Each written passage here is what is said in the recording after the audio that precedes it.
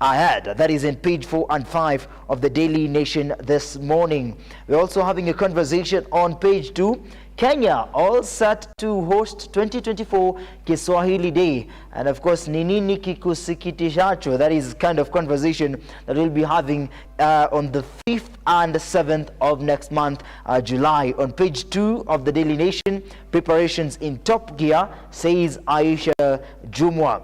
On page of course, on the back page of the Daily Nation, the Ministry of Health yesterday on Wednesday announced that routine childhood vaccines worth 1.25 billion have been delivered. In a statement, State Department for Medical Service Principal Secretary Harry Kimtai said that the United Nations Children's Fund, UNICEF, will now have or delivered BCG, oral polio, tetanus, diphtheria, and measles rubella vaccines to the country. And I quote, "The vaccines are being processed for urgent distribution to 9 regional vaccine stores across the country." Those are just sentiments from Kimutai. And 3.3 million shillings of oral polio jabs that were to be delivered to the regional vaccine stores are now currently being processed. It is, if you remember, of course, we are having that conversation where there was a crisis on the vaccines and the newborn will have faced if the vaccines were not processed and delivered into different hospitals. But it is now a sigh of relief as 1.2 billion shillings vaccines are set to be processed and to be delivered in various hospitals across the country. Page 3, children's doctors by day and DJ by night. Dr. Elizabeth Kuta ain't your ordinary medic. It is one of a kind that will be having, I believe we'll have that story, and just to have a feature on children's doctor by day and DJ by night. You can imagine that particular situation and that sacrifice that she has to undergo in ensuring that at least food is made and set at the table. On page 39, relentless Ronaldo chasing more glory with Portugal. That is the sports page, a model of longevity in an outstanding career, breaking numerous records and playing for some of the biggest clubs in the world. He will be determined to make his mark at Euro 2024. So much is expected and anticipated as far as the sports field is concerned. Of course, just to understand what's the space of the best players in football. As a government and country, we wish Raila good luck and Godspeed in this noble endeavor for the continent.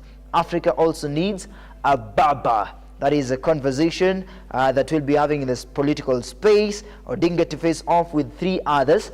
Only candidate from Eastern Africa will be eligible for the AU chairperson's position as part of the new rules on rotation. It says after rigorous vetting, they will then debate each other at televised forum where they will field questions from the public. Mr. Odinga is facing former Seychelles Vice President Vincent Meriton, Djibouti's Minister of Foreign Affairs Mahmoud Yusuf, and ex-Somalia Foreign Minister Fauzia Yusuf in the election set for February next year, 2025. Of course, it is now coming to the point where Raila is more anticipating or is anticipating for a greater position in the AUC position, and we're expecting, of course, backup from the Kenya Kwanza government that is headed by William Samoei Ruto and all parties involved as far as that position is concerned. State support surprised me, says ODM chief. It was not expected and anticipated, of course, after the president showed some interest in supporting Raila Odinga, whom they have not been in good terms for quite some time. But for this position, it is directly a sense of understanding that, of course, Raila will see this position or take this position as well. Thus are some but just of the stories that are making headlines as far as the Daily Nation is concerned, on page 2 and page 4 and 5, and of course on the sports page, page 39. We're expecting so much, but I really love this story on children's doctor by day and DJ by night. I believe our news reporters right here on Lookup Television will have that report as a feature, and of course to just get a glimpse of the children's doctor by day and DJ by night. Dr. Elizabeth making strides, of course, in that particular sector. Moving on to the Standard this morning on page 7, World Bank now forced treasuries tax then targets. That is on page 7. We'll read a review on the same to just understand the aspects on tax, as well as on page 18, business page, state's new push to curb counterfeits. How Modi's party lost majority, world page in 22, and of course more doping sanctions on the way, sports page 39. RUTO takes over Raila's AU job bid. That is the front page, the headline of this particular gazette, the Standard, and says, inside campaigner says, President William Ruto and Raila Odinga are leaving nothing to chance in the quest for African Union Commission chairmanship, with government taking charge, even as opposition chief discloses they have agreed to cut bureaucracy and unveil a well-oiled joint drive on page 4 of the Standard. Now listen to what Musalia Mudavadi, PSC, had to say, Prime Cabinet Secretary and Foreign Affairs CS. The campaigns are led by the state with highly experienced and knowledgeable officers, with the State Department for Foreign Affairs having established a campaign secretariat which includes the candidates' strategy team. There is so much support from the Kenya Kwanzans. Of course, so we're expecting that there is a weight that that Raila Odinga will have to see in the AUC position. Kibaki friends, sons knew of other daughter. The rift between the president and his deputy is a reflection of the politics, PT. What we see is each leader attempting to shape public perception by casting themselves as big victim rather than aggressor. Elias Mukua says on page 14, just a sentiment from political analysts, and to understand the depths and the weights that the AUC position holds in the country, and what is the benefit, of course, that the state will have as far as politics is concerned, and as far as delivery is concerned, service delivery to the common mwananchi is concerned, and generally the impact of what the opposition will have on the East African community. Why state wants court to give nod to GMOs? President Ruto, determined to push for adoption of genetically modified organisms, asks the court to throw out for petitions and adopt a decision approved. BT Mays, that is in the national page 8. But moving on, of course, just to give an insight on national page, of course, on matters tax, page 7 of the Standard, World Bank wants that RUTO tax plans will disrupt businesses. Just to quote something here, despite increased primary surplus and reduced primary expenditure, achieving fiscal consolidation targets requires realistic revenue forecasting. Revenue mobilization has consistently been below targets, undermining the credibility of the budget process. Now this can lead to unjustifiable large expenditure allocations, and without adequate revenues can lead to accumulation of pending bills. Tax has been a conversation this year, with the foreseeing of the fiscal year 2024-2025 coming to stand. Of course, the burden in the tax is now alarming, more so to the common mwananchi, who is now facing a crisis. Getting food, getting support is becoming a challenge to them, and now when tax are introduced, they are seeing more problems in future. But now World Bank warns that RUTO tax plans will disrupt businesses across the country. There are businesses that are really trying hard across the country to just make sure that they're keeping the tags and are moving. And of course, when tax is high, therefore the businesses are at a crisis. And when businesses are at a crisis, the economy will be at a crisis as well. Stable tax environment says business need a stable tax environment to make sound investments decisions, and frequent changes make it difficult to develop long-term strategies and can lead to missed opportunities. So much is up to speed as far as business is concerned, as far as the heights of tax is concerned. But just to go back to the main story on RUTO and the AU job for Baba, that is Raila Odinga, on page 4 of the Standard, there are some key aspects that have been embraced right here on the Standard, where it says the President William Ruto's administration is putting final touches on the Secretary to drive Raila Odinga's campaign for the African Union Commission, that is the AU chairmanship. And of course, outreach programs, he said, a campaign strategy identifying opportunities, challenges, and risks that Raila faces has been developed. There is so much weight as far as the position is concerned, and when the nation is supporting Raila Odinga, that means there is an alignment in the state. Mudavadi explained that despite the world becoming more fragmented and competitive, Kenya believes that multipolarity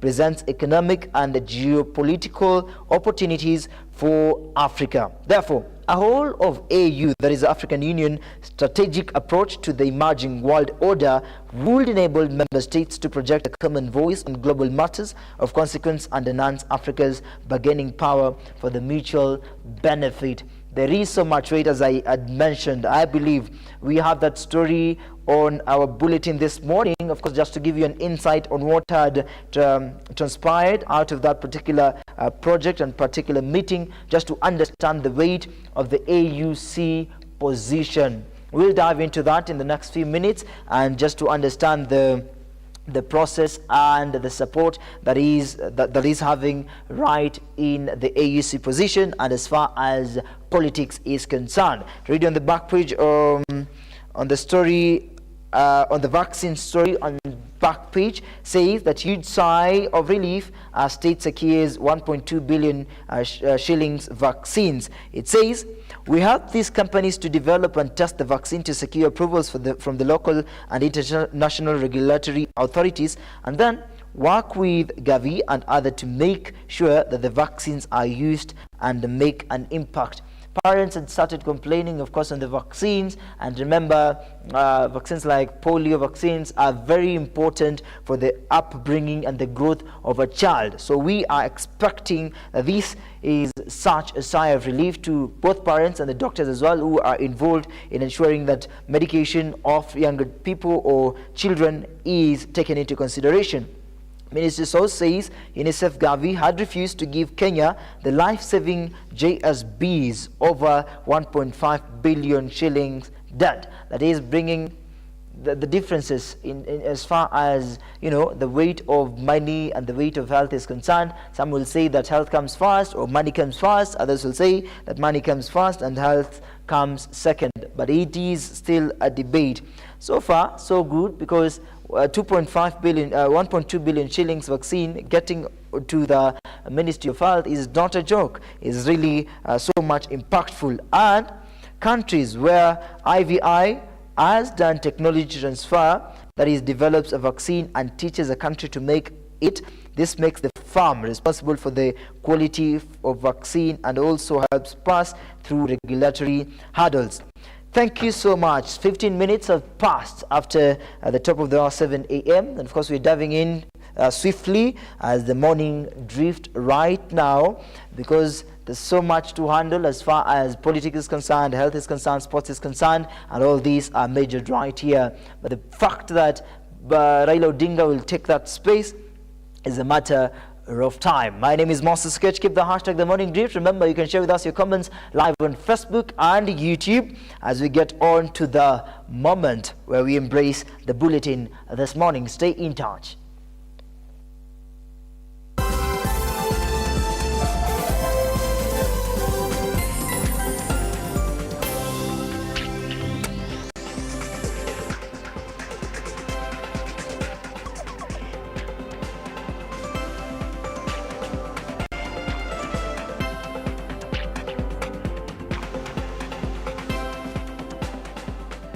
Welcome back. Just to take a center stage, and RUTO takes over Raila's AU job. Remember, this is a story that is taking shape this morning. Prime Cabinet Secretary Musalia Mudavadi has affirmed the government's support for Azimio leader Raila Odinga on his bid to become AUC chairmanship. In a joint briefing, Odinga said that the committee committed to enhancing trade across Africa and boosting the economy. We get that report. Prime Cabinet Secretary Musalia Mudavadi insists that time is ripe for the African continent's African Union Commission chairmanship of Kenyan origin, reiterating that based on the rotational nature This is the opportune time for the East African region to nominate a candidate that will be backed fully on the 6th of August 2024, when candidates will have submitted their documentation for the prestigious position. The PCS says the government is behind Raila's candidacy and is working tirelessly to ensure a definitive campaign strategy within the 6th month for the continent's 6 language-speaking AU member states. On this, we have a visionary leader to fire up the African Union to greater levels. Let me laud our President, His Excellency Dr. William Samoei Ruto, for fully endorsing the candidate. The former Premier Raila Odinga, on his part, concurred with the endorsement by Kenya's government for the AUC chairmanship position, revealing having been briefed on the preparedness by the state towards clinching the post, as he expressed his appreciation for the support so far. We exchanged notes on the state of the quest so far, that we are in this as Kenya and not as partisan political parties. Raila, while delving into his suitability, reiterated of having previously and ably held a position of infrastructure and development for the African continent. Raila says he is committed to ensuring Africa, the poorest, though richest continent in the world in terms of resources, intends to change the paradox as he seeks to raise the intra-continent trade from the current 15%. Also talking about the high-speed fiber optic network connecting all the African capitals. We're talking about open skies. The duo insists Kenya believes in whole of AU strategic support to champion member states' rights through improved infrastructure development, free travel visas across the region, and regional development, among other issues, envisaging a greater African Union that has its member states at heart, with Raila hinting on the need for a single permit to trade across the continent, improved network transport as he seeks to make the Nile and other vessels navigable soon after his oath in office. You need to get permission from Nairobi, Dar es Salaam, Kinshasa, Lusaka, and then going down those sides. So all this is what is making inter-African trade difficult.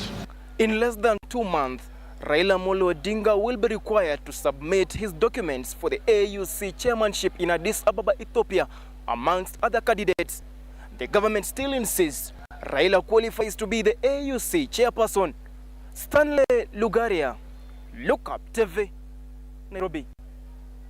Thank you so much, Stanley Lugaria, for that particular report. And on the other hand, now Kenya has formally joined the International Vaccine Institute, IVI, as a member state. The participation of the IVI treaty was marked by a ceremony at the agency's headquarters in Seoul, South Korea. President William Ruto raised the Kenyan flag and stressed the nation's commitment to achieving self-reliance in vaccine production. He further emphasized that the Kenya's accession to IVI is crucial for strengthening the country's resolve to achieve self-sufficiency in vaccine production.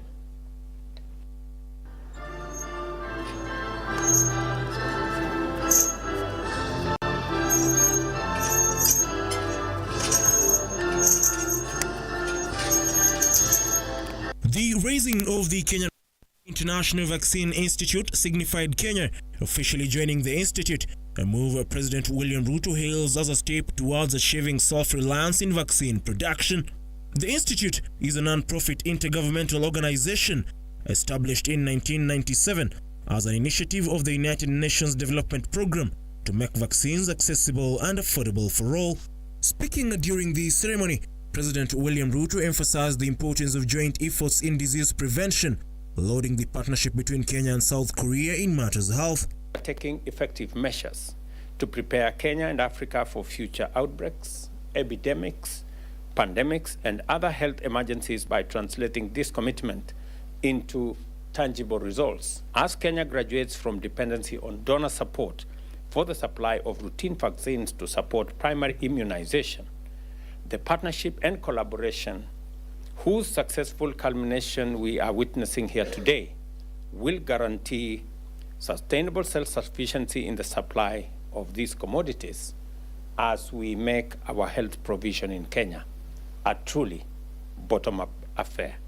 Ruto also called on African countries to improve its healthcare system, in a bid to improve the delivery of health services across the continent. Let us therefore use this milestone as a platform for launching a path into the future through exploration and discovery, and work together in the spirit of solidarity and partnership to build resilient health systems and ensure that the whole world is prepared for any health emergency in the near or distant future. The head of state also hinted at efforts by African heads of state to focus on vaccine manufacturing. Collective determination of Africa's leaders is in shaping the future of healthcare by establishing a resilient, equitable, and sustainable vaccine manufacturing ecosystem is now beyond doubt. And I promise, as I did when I was asked to champion the vaccine manufacture in our continent, that we are mobilizing resources, we are mobilizing support, both moral and financial, to make sure that Africa has the potential, the resources, and the investment to make sure that we are we provide a mechanism for ensuring that we sustainably have vaccine manufacture in our continent.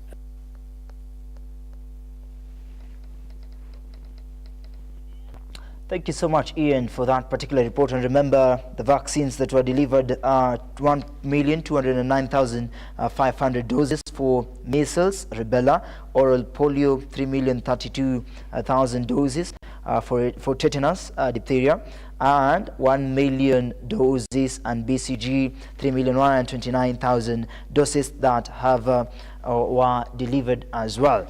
Now on to the other story. The National Parliament has passed a second supplementary budget for the current financial year to avail funds to the government to run critical services. In the supplementary budget passed yesterday, security, agriculture, education, sugar, industry and the flood disaster response team have received enhanced funds to deliver services to Kenyans. Henry Tende with more. With the process of preparing the budget for the financial year 2024-2025 ongoing, Parliament has passed the second supplementary budget for the remaining 1 month to avail funds for government to run its affairs. Several critical sectors have benefited from enhanced funds. The disaster response team has been given additional funds that will go into compensating and resettling flood victims. Besides the government giving food ratios to those who are affected, that the government must move forward, Honorable Speaker, and get these people resettled to other more favorable land. Honorable Speaker, a place like Naivasha where there was a landslide, those families can no longer go back to those areas. The education sector has also been enhanced with additional funds to help the government fund the new university funding model. There are also some other sectors that we have deemed are important for enhancement, even as we come to the close of the financial year. Honorable Speaker, one of those areas is the education, where in this supplementary too, higher education is actually gaining 4 billion shillings. But Honorable Speaker, this is majorly appropriations in aid, because our universities have been able to collect much more A&A than was projected at the beginning of the financial year. Another critical sector that has been funded is the sugar industry, with the government availing funds to pay debts owed to farmers before the lapse of the current financial year. Honorable Speaker, there were some areas that were left out in the last budget cycle insofar as paying sugarcane farmers is concerned, and especially those who have supplied sugarcane in public sugar factories, Honorable Speaker. We have also input that balance in this supplementary so that the sugar farmers of this country can get their dues, Honorable Speaker, and especially the arrears that are due to them. The lawmakers using the debate to call for responsibility and accountability in the use of allocated public funds. Honorable Dindi Nyoro, Chairperson for Budget, I also want to ask Honorable Badi, as Chairperson of the Public Accounts Committee, you have a responsibility to ensure that you not only take care of the resources that we have appropriated by ensuring that we don't lose the monies through corruption, or misappropriation or carelessness or incompetence by public officers. Tendanyula, Lookuptv. All right, so much is yet to be confirmed as far as allocation and budget is concerned. But on the other hand, at least 75,000 learners in West Pokot are benefiting from the school nutrition program led by Governor Simon Kachapin.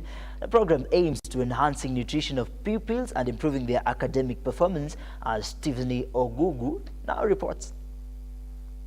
In an effort to prioritize education and improve the learning environment for students in West Pokot County, Governor Simon Kachapin has introduced the school nutrition program. In the venture, fortified porridge will be given to early childhood development education centers, benefiting 75,000 learners during term 2 and term 3 this year. Vile wengine wamesema hii chakula itasaidia sana kwa mambo ya retention kwa watoto wale wadogo, tukijua sehemu kubwa yetu ya county ni sehemu ambaye sangine vyakula inakuwa chache. Unaona hata national government wanapea wazazi wao vyakula na sisi pia tunapeana wakati tuko nayo. Kwa hivyo hii uji itasaidia sana ku retain wale wanafunzi ama wale watoto wachanga wale hawangekosa kwenda shule kwa sababu ya kukosa chakula. County Director of Early Childhood Development Education, Joseph Tony-Iro, has stressed the importance of parental and teacher involvement for the program's success. Tunatarajia shule zote ipate mgao wao kulingana na vile wamegawa. Na ningependa kuwasihi walimu wetu na washikadau wote ambao wako katika idara hii ya elimu, haswa kwa kitengo cha chekechea. Tunashukuru our government county level kwa kutuonekania siku ya leo. Tunayo furaha na tunawashukuru. Yenye nangeweza tu kuchangia ni hivi, hii uji ni nzuri. Stephanie Ogugu, Lookuptv. Thank you, Gugu, for that report. Now, as Martin Masharia details, 2 robbery with violent suspects arraigned in a Limuru court over a carjacking incident. According to DCI investigations, John Kiagu, one of the suspects, has been turned to a prosecution witness, while Zion Dirangu has been charged with stealing a lorry worth 4 million shillings in the Rioni area. We get our report. These 2 suspected notorious car theft hailing from the constituencies of Limuru, Kabete and Kikuyu were brought before the bench at the Limuru Law Courts. The suspects, named John Kiago and Isaiah Dirango, faces charges related to a string of car thefts in the area. The 2 appearing before Chief Magistrate Gerald Magori are facing charges of stealing a truck valued at 4 million shillings from Rironi village in Limuru constituency. However, Detective Joseph Oshiro of the DCI disclosed that John Kiago had turned into a prosecution witness during the investigation. Meanwhile, Isaiah Ndirango stood accused of the direct involvement in the thefts. Ofisi ya kiongozi wa mashtaka na uamuzi kafikia kwamba mshukiwa wa kwanza atashtakiwa, lakini wewe utachukuliwa kama mshahidi wa pande ya mashtaka. Kwa hivyo naomba hii faili ifungwe ndio mshukiwa wa kwanza aweze kusomewa mashtaka. Presiding over the case, Chief Justice Gerald Magori read out the charges against Ndirangu, accusing him of stealing a truck valued at 4 million shillings from Rironi village in Limuru constituency. However, Ndirangu vehemently denied the charges and pleaded with the court to release him on bond. County. Otherwise, in the course of stealing, handled motor vehicle registration number KBB 028 belonging to Stephen Kiunjenga, having reasons to believe it to be stolen property. In response, Chief Magistrate Gerald Magori has granted Ndirangu a 1 million shillings bond, requiring a cash bill of 500,000 shillings and a surety. The case has been slated for formation on June 18, with the trial scheduled to commence on the 6th day of August. The accused is admitted to a bond of 1 million shillings with 1 surety of similar amount, or a cash bill of 500,000 shillings. Hearing on 6th of August before this court, mentioned on 18th of June. Martin Masharia, Lookuptv. Masharia, thank you so much. And on the other hand, the business community and the residents from Mururi Trading Center in Kirinyaga have raised concern over heaps of uncollected garbage, posing significant health risks and negatively impacting their businesses. The residents who participated, or the residents rather, in a town cleanup to mark World Environmental Day called on the National Environmental Management Authority NEMA to intensify the crackdown on polythene bags which have re-emerged in large numbers.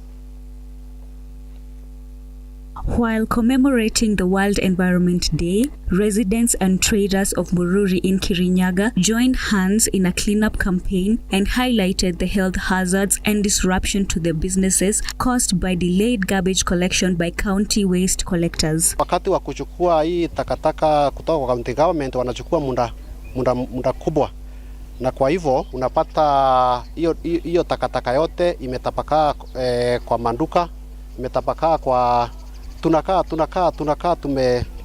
hatuna usafi. Tunaomba kama watu wa biashara tuangaliwe usafi, tusikuje kugojeka.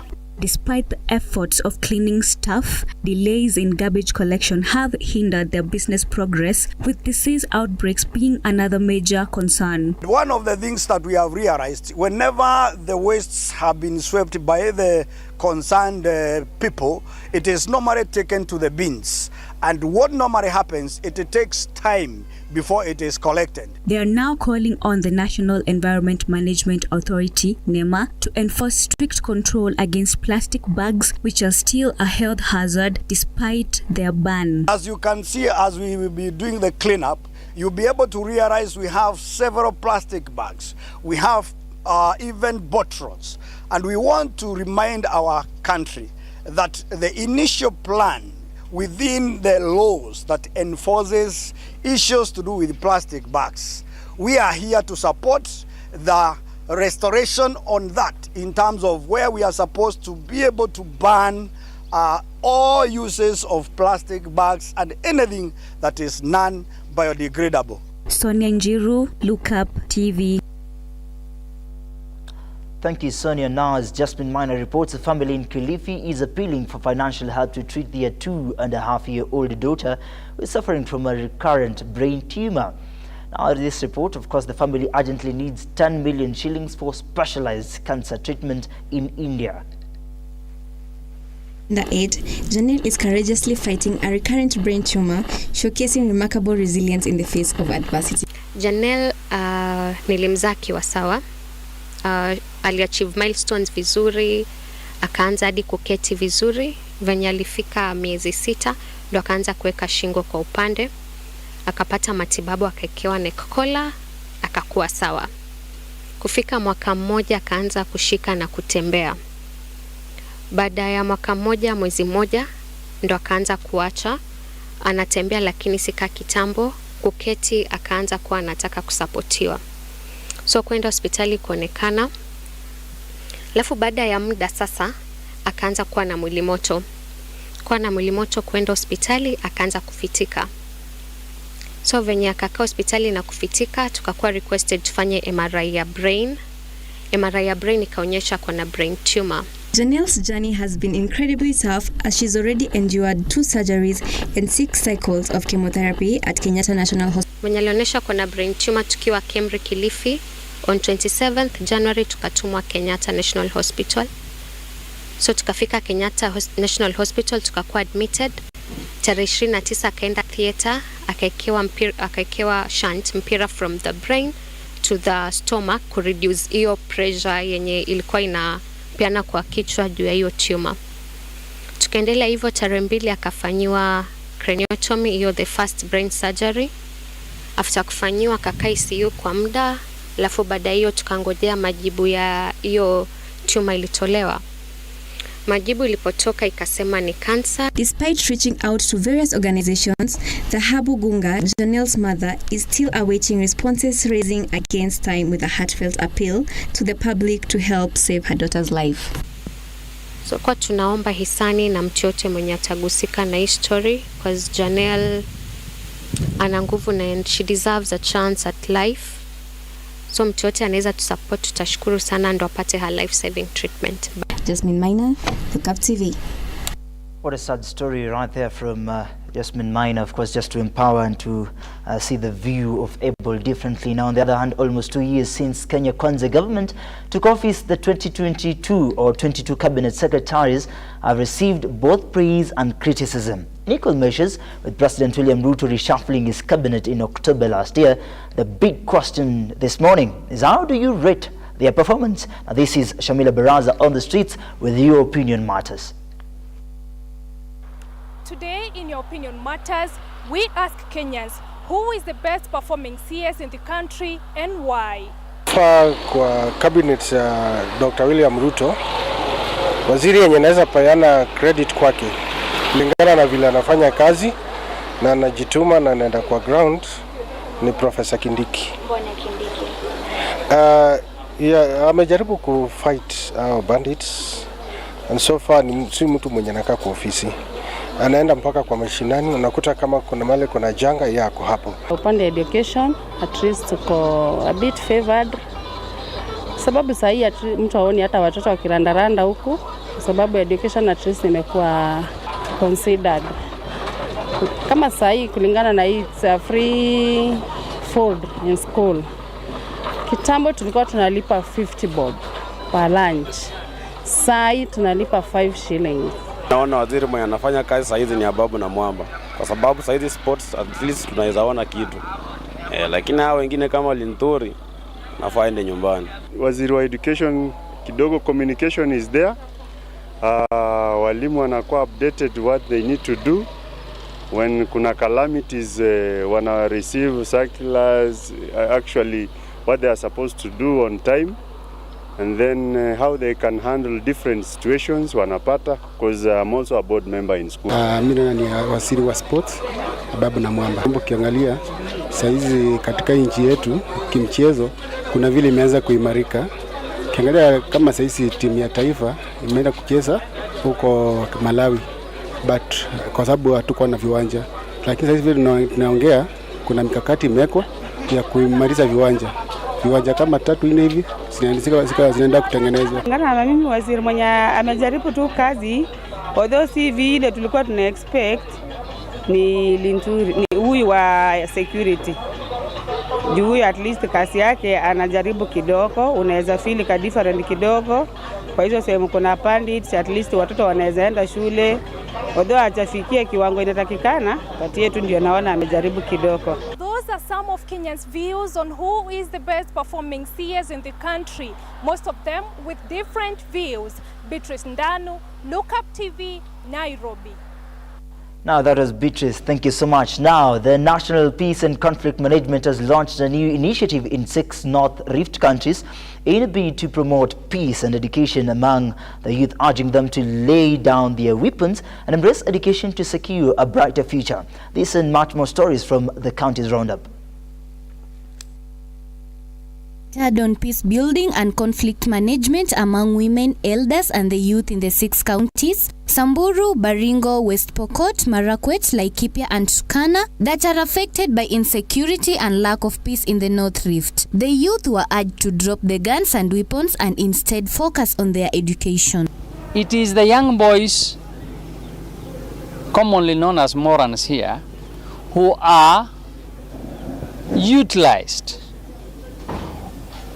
or they initiate on their own issues that affect peace and conflict management. So the youth, we are saying, drop the guns, drop the weapons, take up the pen and the book. That is where a lasting solution to peace is in the North Rift. The much-awaited subdivision of the multi-billion prime Kibiko communal land in Kajiado remains uncertain after the 2 functions, Moses Monique and Moses Parantai, contesting for the chairman position, were declared winners in sham election, seeking to be a legitimate chairperson of the 2,800-acre communal land. Kekonyokia community wameweza kunichagua. It is my greatest joy today to stand here, having been sworn in as a chairman of this community. Garissa residents have hit out at Kenha, Kura and Kedha for substandard work after the authorities given the responsibility of building roads in Garissa town build low standard roads. Speaking to the press, the chairman of the National Livestock Marketing Council, Dubat Amey, said that over the years the roads agency have not lived up to expectations when it's come to delivering quality work. Hii mji ya Garissa ikinyesha, hii mabarabara maji naingia manyumba zetu. Kwa sababu hakuna proper drainage system. Contractor na watu wa Kura sijui wanazungumzanga mchana au usiku. Naomi Akoth, Lookuptv. Wonderful, good voices right here on Look Up Television, giving you an insight of what is happening across the country. And of course, we're just going to a conversation, the Battling Mind, Youth's Mental Health and Mental Awareness Month. Of course, to just understand the lineup and the alignment of the mental state of different particular people, especially the youth. Taking a short break, we'll be right back.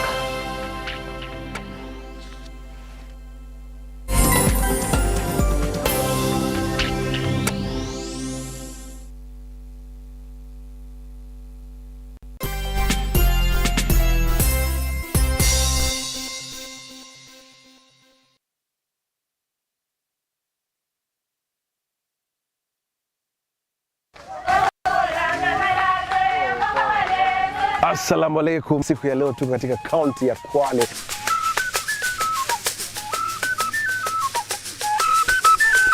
Takriban watu 800 leo watapokea usaidizi wetu kwa hisani ya RUTO Foundation. Kwa hivyo ambatana na mimi siku ya leo tuone hali vipi. Iko mbaya sana baba. Iko mbaya hali. Iko mbaya. Njaa tu. Tunashukuru kwa grupu ya Tuliani Kayamba. Nashukuru kupata msaada kidogo, unaweza kunisaidia kidogo. Waizidi na imani hiyo. Asante sana kwa RUTO, manake imebadilisha maisha, imetugusia maisha yetu na leo tunalala watu tofauti. Na bwana nashukuru na Mungu akubarikieni. As long as we go with that theme that ukicheza kila mtu ni mshindi, we will also continue to support. Kwanza na wafurahikia sana, nataka tena wakija wanikumbuke mimi mzee wao. Thank you for your help. Together, we are changing lives.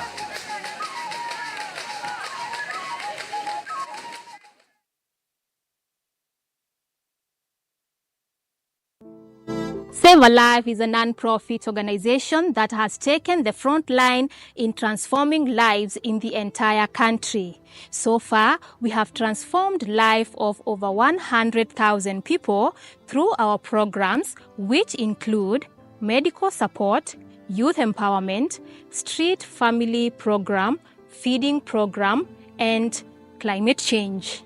Join us today as we transform lives. As we always say, service to humanity is service to God. Save a life, transforming lives.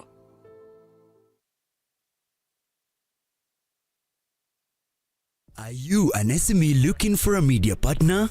Look no more, as Lookuptv got you covered for all your visibility and marketing needs. We at Lookuptv understand your business needs and want to work with you on your marketing journey, giving you solutions that will take you to the next level. Call us today on 0707 572 358 or send an email to sales@lookuptv.co.ke and kickstart this amazing journey. Welcome to Lookuptv, your official SME media partner.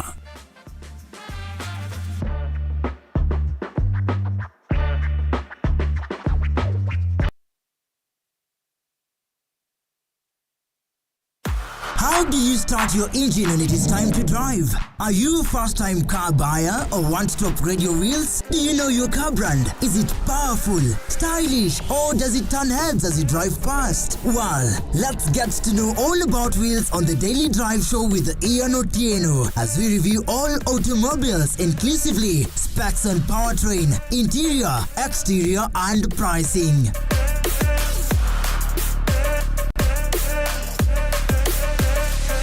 Get on board with Ian Otieno for a dose of automobile scene on Lookuptv.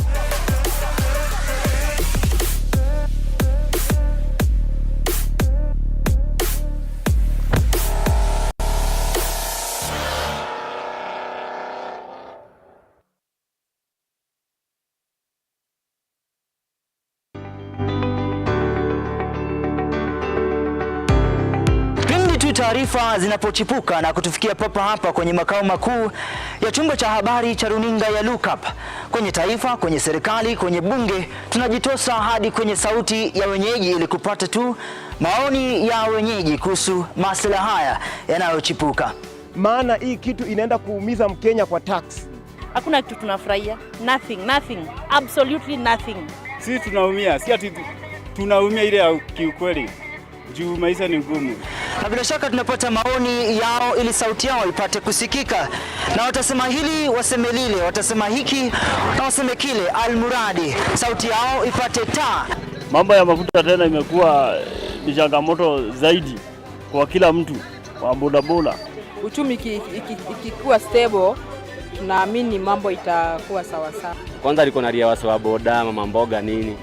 Hawa sasa ndio wamefinywa zaidi manzo.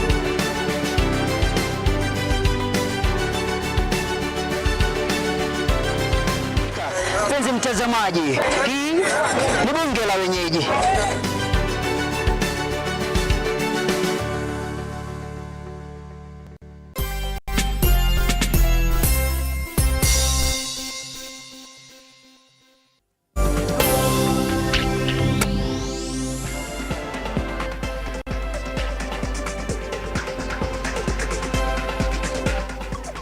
For joining us here just in time for another conversation that we've been awaiting for.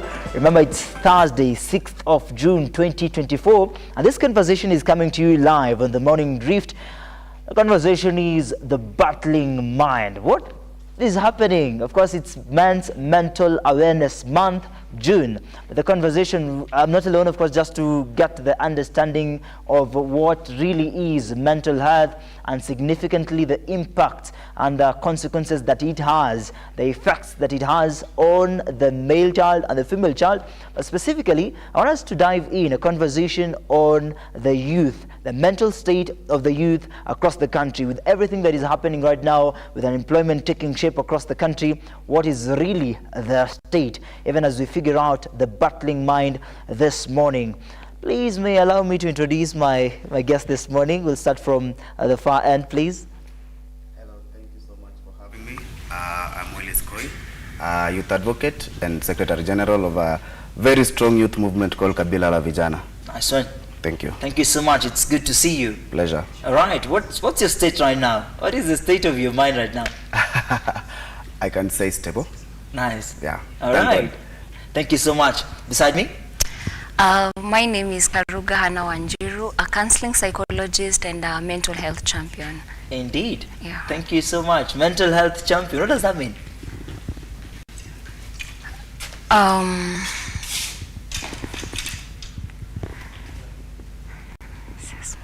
It's mental health. It's the first time you're here, and of course you understand. We're waiting for Moira Mengo, who will be joining us in just a bit to give us the shape on sentiments as far as the battling mind is concerned and the youths and mental health.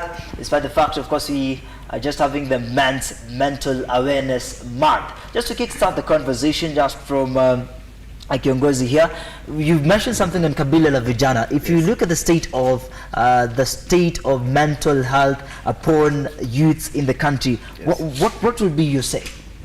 Actually, it's terrifying.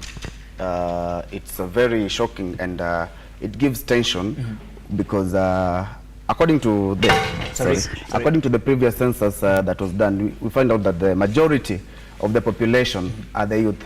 And in the same, according to the report that the mental health report that was given last year, it shows that 16% of the young people in this country have suffered or have been diagnosed with MDAs.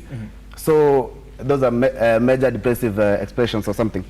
So it's so horrifying when you find such a big percentage of a very big population of the country suffering from mental health. And we all know that everything about someone starts from the head. Head is the engine, the mentality of how you operate and how you coordinate your things. It's what matters the most about you as an individual. So the moment you lose your mental health or something, that's basically losing yourself. And once you lose yourself, you are losing a generation that is very powerful. We are losing a generation that is very promising and very futuristic. Indeed. So there are very many things that goes around the youth. Personally, I've told you I'm Secretary General of Kabila la Vijana, which means I basically interact with youths all over, and I'm a youth advocate and a youth policy developer. So basically, whatever undermines or affects the youth, it's basically the state of the mind, because you find this is the generation, or this is the age group that they want to find comfort. Explore. Yes, they want, and they want to find comfort in things to do with the drugs, things to do with leisure, because all this is just to escape reality. Indeed. Yes. All right, thank you so much shaping for us a conversation this morning. Where are you watching us from? Remember, you can share with us your comments on the battling mind, that is the mental health issues, of course, even as we dive into this particular matter. I'm seeing Purity Murad just joins us this morning. How are you? I'm great. Thank you very much. How are you? Nice. It's good to see you, actually. Thank you. You look sharp. Thank you very much. Nice. I always say, look good, feel good. So outward going in. All right. Yes. Murad, what is the state of your mind right now? At the moment, I am quite relaxed. I feel good about where I am. And so mentally speaking, my levels of anxiety are very low. My levels of cortisol, that is stress, are very low. So I would say I'm pretty good. Yeah. All right. You are pretty good. And of course, there are so many others that maybe one or the other are pretty good as well. What is the state of mental health as far as youth is concerned? There is a total crisis, if I must say, because statistically speaking, 1 in 4 Kenyans are suffering mental illness, and the numbers are bonkers when you think about it, especially for young people. When we talk about depression, anxiety, and especially depression and anxiety, because those are the leading causes of mental illnesses when it comes to young people, it's very concerning. And there's little support, very little support. Of course, there's a policy and documentation on what should be done, but is there anything being done that's very tangible? Not so much. So I would like to say that it's a crisis, and there's a lot to be thought about, and there's a lot of action that should be taken when it comes to young people and mental health. Indeed. Yes, yes. Murad, we are joined in by Anna, who is, of course, a counseling psychologist. Okay. And just to get a clear understanding on, of course, what the both of them have mentioned, what do you think goes in the mind of these young hearts, or vijana as well, you know, just because they are anxious, they're depressed? What do you think is their state, and what happens in their mind? When it comes to the mind of our young people, especially, let me dive into our men. And it being a men's mental health awareness month, a lot goes in their mind, because you come to find out that anxious. All right, come on.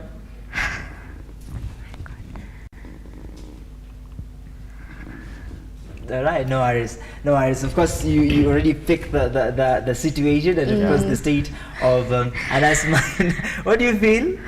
How do you feel? It's quite normal, actually. It's very normal. Yeah, you're right. And it's okay. Yeah. And it's okay. I think when you say it's okay to be in that state, but not dwelling. You know, whenever you're feeling very overwhelmed, you know, take deep breaths and all that. But I think at the end of the day, it's okay. These things do happen in very highly stressful situations. They can happen. So hey, it's okay. It's okay. Let's bring the conversation on board on the table as far as now, because Anna has mentioned it, men's mental health awareness month. And looking at the situation that is happening, there is a lot of cases that are happening to men as far as these cases on mental illness is concerned. And now, when you look at all these situations that are happening, we have a man here will share for us this.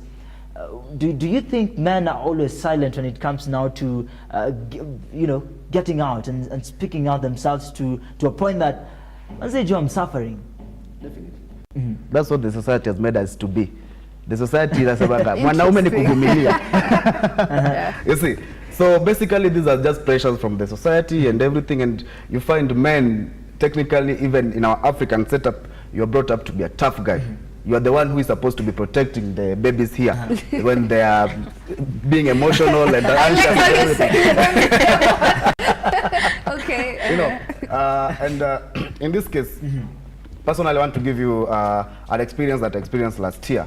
I was in industrial area, Remand, where I was with a group of young men, and you can find someone who had been locked up in there, has been asked for a cash bail of 5,000. Indeed. We had raised that money to bail out some of them, but they didn't want to come out of that because they were asking, I'm getting out of here, where am I going to?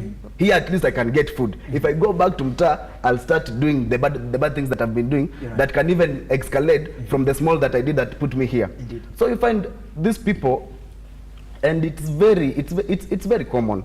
Even in the social media, we've seen if a man goes out publicly to say what is going on, the same men will be the first people to bash them. You get? It's the same women who will avoid these men for being weak. Indeed. You get? So it's the society that is shaping this thing, and I also want to urge men. Sometimes you don't get paid to be tough. Just speak out. Kubali. Yeah. You just have to. The wise man once said, a problem talked about is half solved. Indeed. So when you speak about something, you might be going through something as an individual that you know when you are confined in a place somewhere, you may not know how to get out of there. But someone who is outside may see a loophole where they can pull you or drag you out of there. So once you feel free, share. Don't be ashamed of whatever you are going through. So many young men are suffering from depressive things because you find that this is a young man who is being looked up to by the family. They have expectations on them. It's the same way. If a man, when you get out there to go and hustle, you'll definitely all the responsibility stops on your shoulders. And now if you want to, when it gets overwhelming, because young people, they're getting right now pressure from social media. Indeed. You see people flossing and everything and all that, and you are there and you're like, what am I not doing right? And when you start asking yourself those questions, you find yourself even in more trouble instead of grinding. Yeah. Keenly, Purity is looking at you and feeling that you called us babies. And,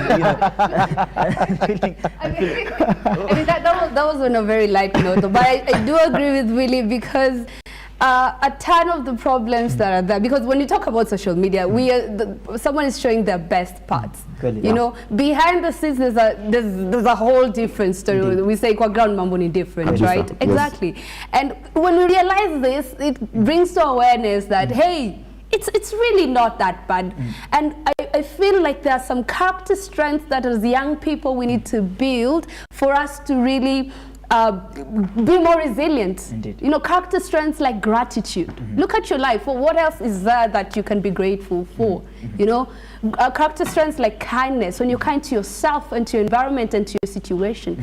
And a character strength like hope, you know, being hopeful about the future. So these are three core character strengths that I feel like if we could look at as young people, they could really build us, whether female, whether male, you know, it really...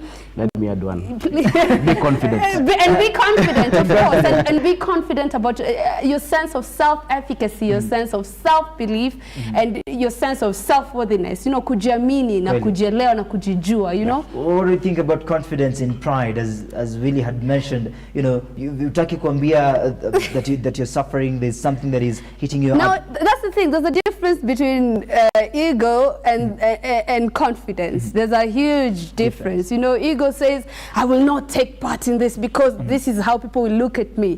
But confidence is, I know where I am and I understand my situation, you know, and I'm willing to do everything in my power to be better in these circumstances that I am in right now.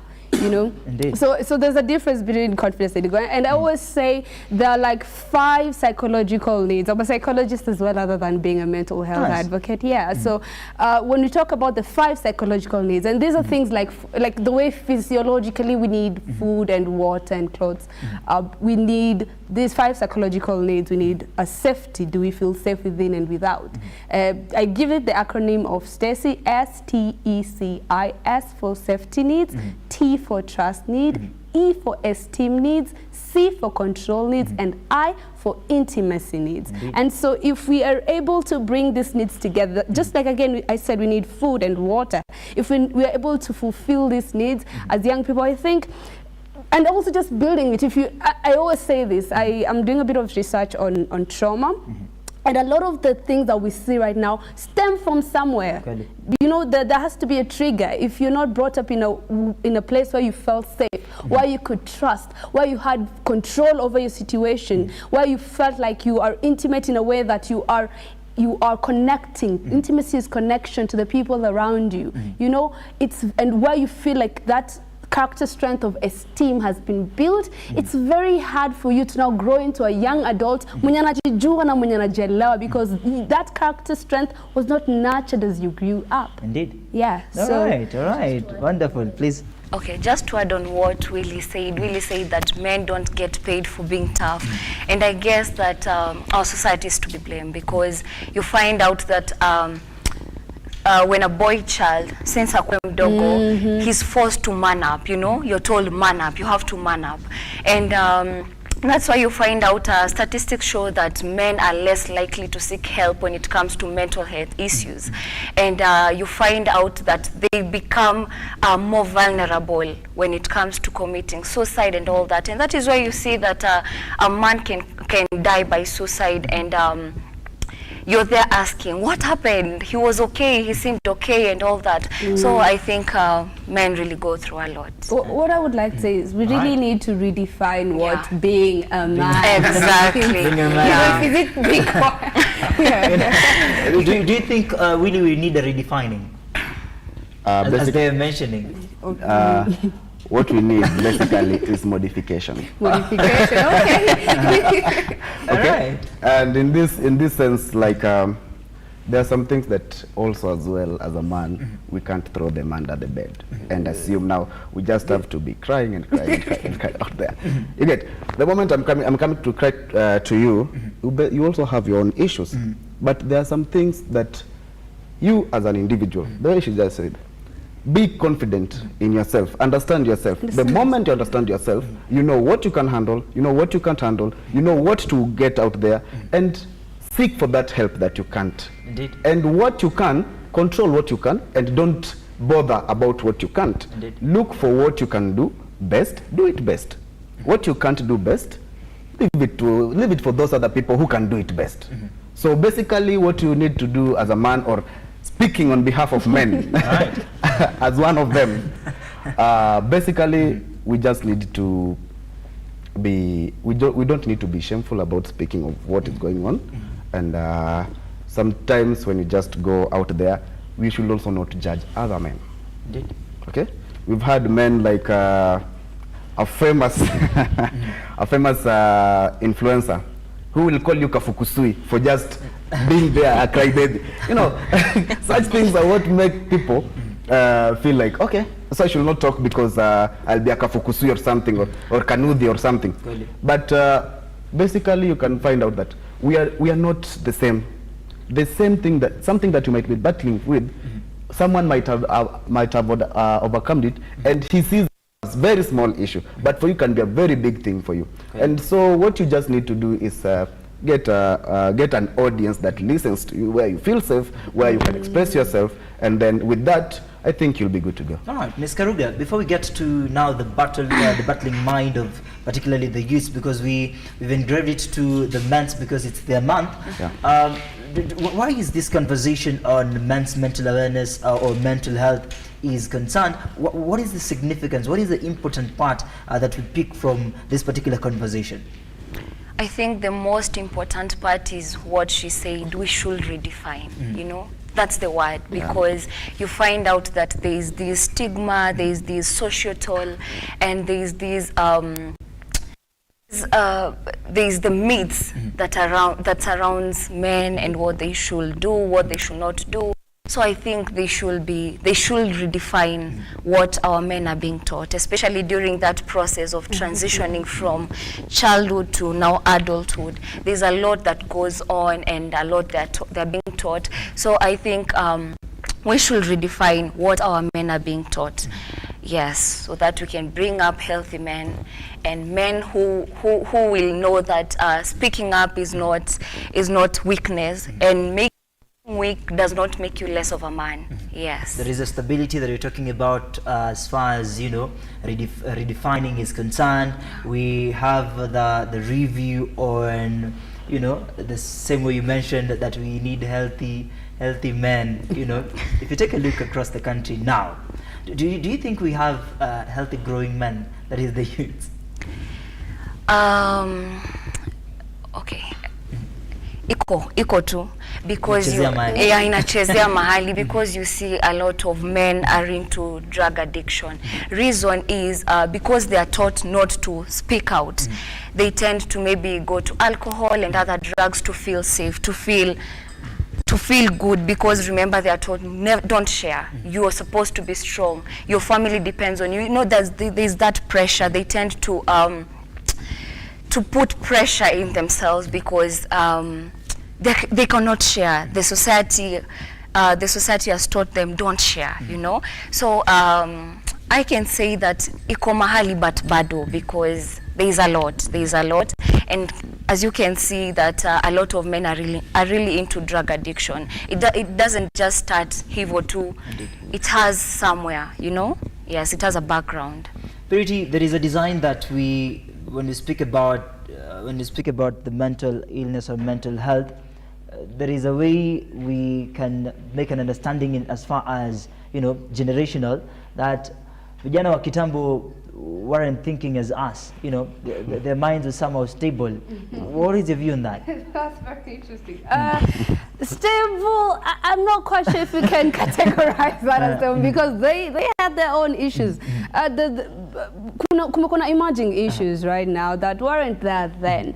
And also the sense of community then is not the sense of community now, or the importance that was given to community is not the same importance that is given now. And when you can find that the only community one has is an online community. You're right. It's just me and my phone, and that's it, which is not really healthy if you think about it, because again, going back to the psychological needs, one of them is intimacy, and intimacy is connection and bonding to your people. You know, I remember when I was a kid, it was very interesting. Tukipika chapo, everyone in my area would be happy. So and someone else you'd make mandazis and would get mandazis. We'll also get some, but today someone will be dying and no one knows. And that is your immediate neighbor. Sembuse yule rafiki yako wako wapi? Bali. People do not have that sense of connection anymore, and community is very important. Psychosocial support is extremely important when it comes to mental health and mental health support. Those are your safe spaces. So now where do you go? Even as a man, fine, we tell men, you know, let's speak up. It's important to speak up and all this yada yada and everything. But then where do they go? Have we cultivated safe spaces enough within our communities for them to get access to, you know? Yeah, so again, we might say that it's not the same, they were stable, but the challenges that we face today are not the challenges that they faced then. The community that they had then is not the community that we have now. Is there a difference? So there is a difference. What's the community? Again, there's a lot of difference coming to the disconnectedness that unfortunately when social media came, it was supposed to connect us, but now it feels like it's disconnecting us more than it is connecting us. And even if it is connecting us, it is on a very superficial level of connection. A powerful thing you've mentioned on social media community that is really connecting. You've got huge numbers online, but that is another community. But the community on the neighborhood doesn't know about what you're suffering from. Tonight you posted something very entertaining and very nice, but early morning you're suffering. Do you think we also have a challenge in understanding the base of community that we are in? Yeah, we have a very big challenge in understanding that. Interesting thing is, I like what she said, and basically, to summarize it, anasema ninja inasumbua watu kuishi. Okay, so when you get to social media, it's a personal decision. Indeed. You decide what to consume from that media. So when you decide to consume filthy, that's what you'll give out. Garbage in, garbage out. Wow. Exactly. So when it comes to social media and all this, what you post, how you live your life on the social media, it's a personal decision. You buy data from your own money, using your own phone, go to such a page, watch what you want, or go to such a platform, post what you want, and then if this is what is happening, you find out in most cases, I'll speak general about the youth, they're trying to get justification from people outside instead of justifying themselves within. Okay, so once you get to understand that this is where I am, like right now I'm in Lookuptv, I cannot do any other thing apart from speaking to Moses. Indeed. You get? Indeed. So that's when you get to understand what you're supposed to be doing. I cannot start playing football here because Olunga is making millions in Qatar. You're right. You get? Everybody is able differently. What you may know is not what I may know. And based on the question that you asked about the generational difference, I'd also like to speak something about it. We've always been told from way back then, even our fathers, our grandfathers, while they were young, they were told in viongozi wa kesho. But the real viongozi who are here today, they don't want that kesho to reach for these young people. Indeed. In all aspects of life. Talk about economical, talk about political, talk about social. It's the same way. In a corporate world, you'll find someone, they want a 25-year-old with 16 years of experience to get an employment. What do you expect this young man to go and think about? They'll be there like, so what was I doing for the last 16 years that I don't have this experience to get this job? But he has been schooling all along. You get, when you get to political space, you find if you are very rising, and we've seen it even in the national politics and everything, a young man who is rising, there are two things to expect. Right. Your age is submerged or done away with completely. Bisa. So these are some of the things that you think, some things can only be changed, not by you telling someone what to do, but you doing what you feel is right to be done. And these things you can't do them if you don't have that authority or that power to do. So when you get this power, or when you're trying to look for this power, or when you're trying to get your space into all this generation that thinks that you're the future leaders or the future generation that they are expecting and looking up upon, they're the same people who you will give them ideas. We've had cases from the universities. You find someone, a young bright student, comes up with a very good proposal, very good project, and then his professor steals it and goes submit it. It has happened so many times. Really? And you find, what do you think this guy will think about it? Indeed. So these are some of the frustrations that also, in as much as we are, specifically the youth, in as much as we are trying to battle with all this, we also need guidance from the Wakongwe. Really? They lived this period before us. Kabisa. Okay? They saw sun before us. So, right. In that sense, we also need to get the sunshine. So indeed, the battle begins very early. Yeah. That you've created something, and then it just goes away. Yes. And that brings us to the conversation on now the upbringing, where your battles began very early. Even before you talked about the sun thing, you know, it began way in primary. Now, you know, your battles began. That why is your family poor and the other family is rich? You know, why every Friday we cook these and the family, you know, the battle begins very early. I'd like Anna to comment on the same. Do you think there is a sense of upbringing that also spoils our stability, our mental stability? Yes. Yes, a bigger percentage is contributed by how we were brought up. Indeed. Reason is utapata. I'm back again to our men. You know, I'm with the men today. Yeah. Unapata wanaambiwa men should do this. Indeed. And as I had said, man up.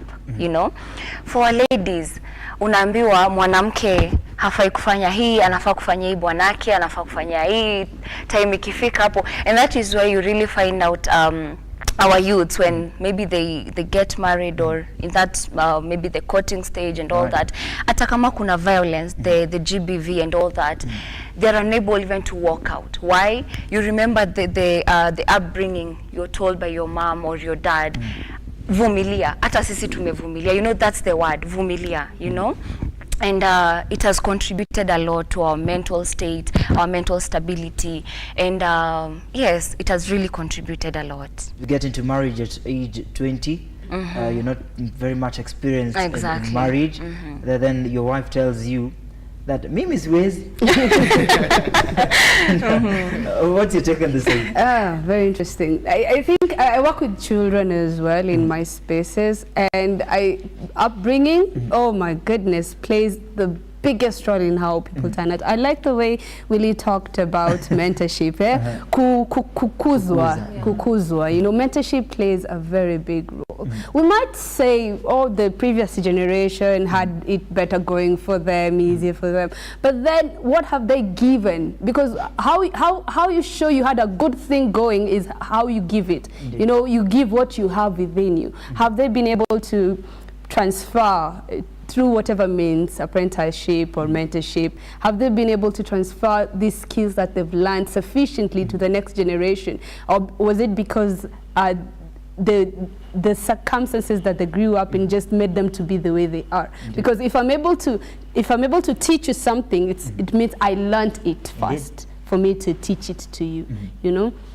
So I always beckon and urge parents, the way you raise your child is very crucial, and that's where therapy comes in.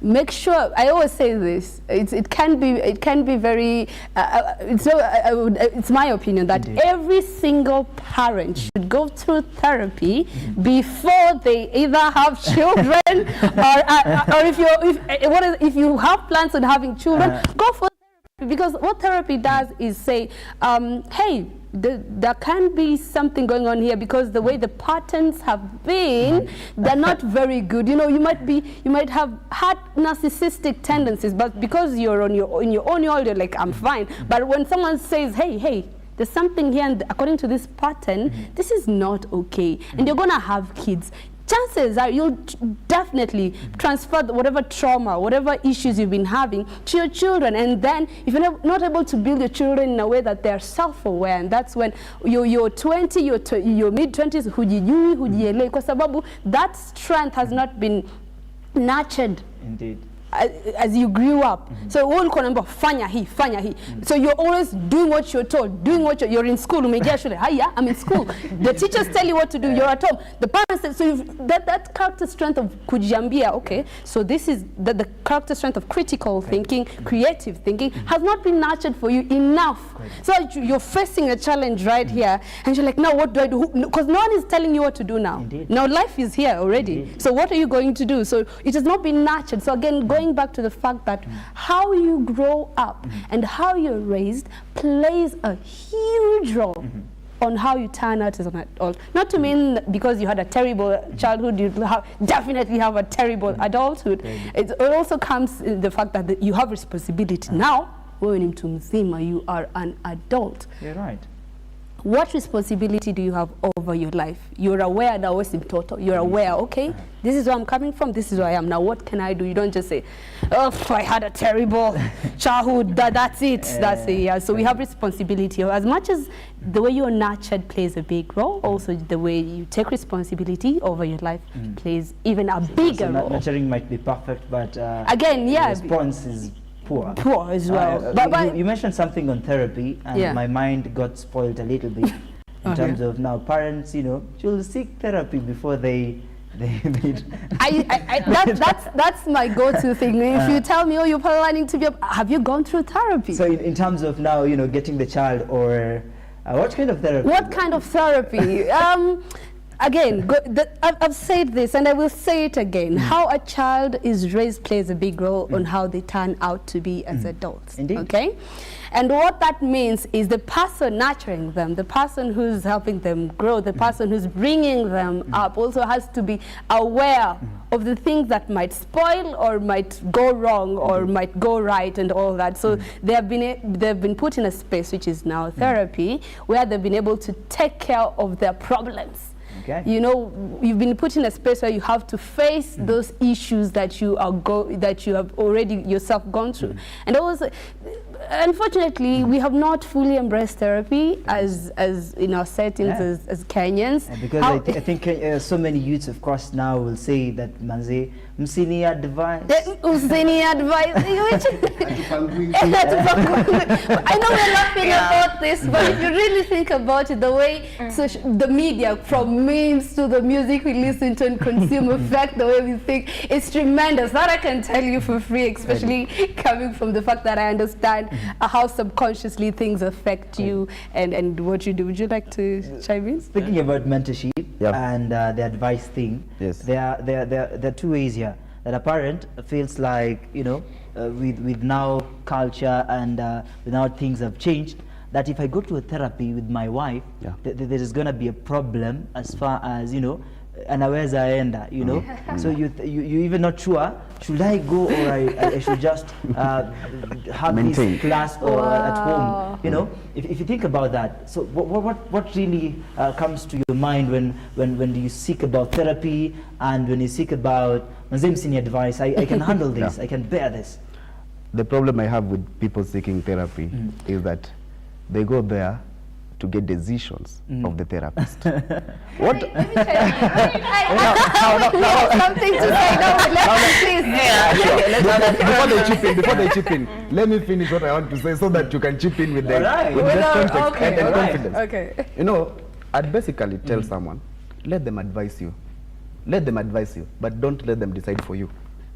The decision is it's a self-made thing that has to come from within you. But someone will ask if a decision is upon you, why then go there? Yeah. It's good to get guidance. It's good to get guidance. So but the results you can't guide yourself, right? Yeah, it's good to get, let me tell you something. Analogy is, it's good to get guidance, but the results, it's personal. Nice. Okay? Nice. So if you go there, seek the advice, don't seek the decision. All right. Okay? These are the things, the way she was just saying, most of us coming up and growing up, most of the things you are told, you're supposed to do this, you're supposed to do this. At 9, you're supposed to be here. At 15, you're supposed to be here. And you're there like, okay, so if I don't get there, it's a mistake already. But you already know, even personally as an adult or a young adult, you know what you want. And you know, you have that spirit that's guiding you like, let's go here. If you want to be a pastor, go be a pastor. Don't listen to someone telling you that, you know, this engineering is good and everything. There's people who have thrived in that engineering, and we congratulate them. There are people who have thrived in medicine. We congratulate them. But all these people, you find there's only one thing.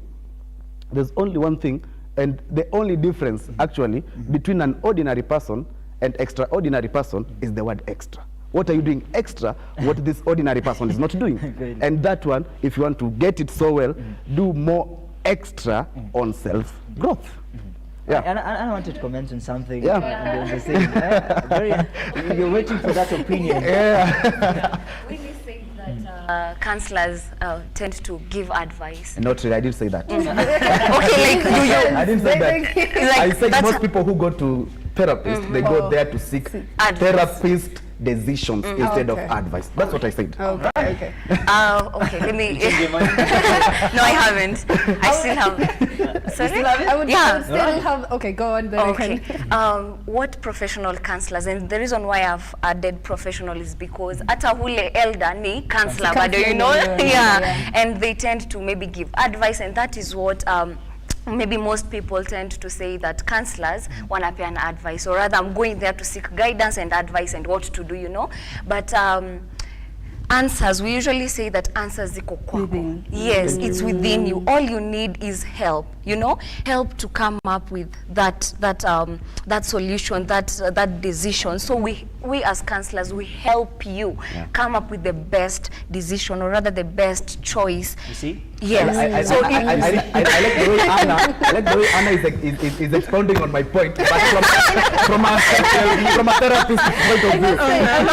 I must say that first of all, therapy cannot be offered to someone who is not willing to do the work. Exactly. If I cannot come to you and force. Yeah. And I feel like one of the biggest mistakes people do is you must go to therapy. But if that is not coming from within you to want to change your situation, that is going to be hard. And I think we need to demystify what therapy means, because that will really play a big part in destigmatizing therapy.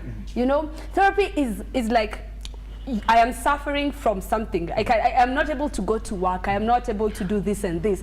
The quality of my life is being deterred. So I will go to someone who's a professional. Say, whenever you have stomach pain, a stomachache, a headache, and you have all these symptoms, what do? You go to a doctor. A doctor is able to say, so actually, this is what's going on with you, and here's what you can do. Same thing, you know, when we treat mental health issues as though they are physiological, like the way you have, your leg is broken, literally.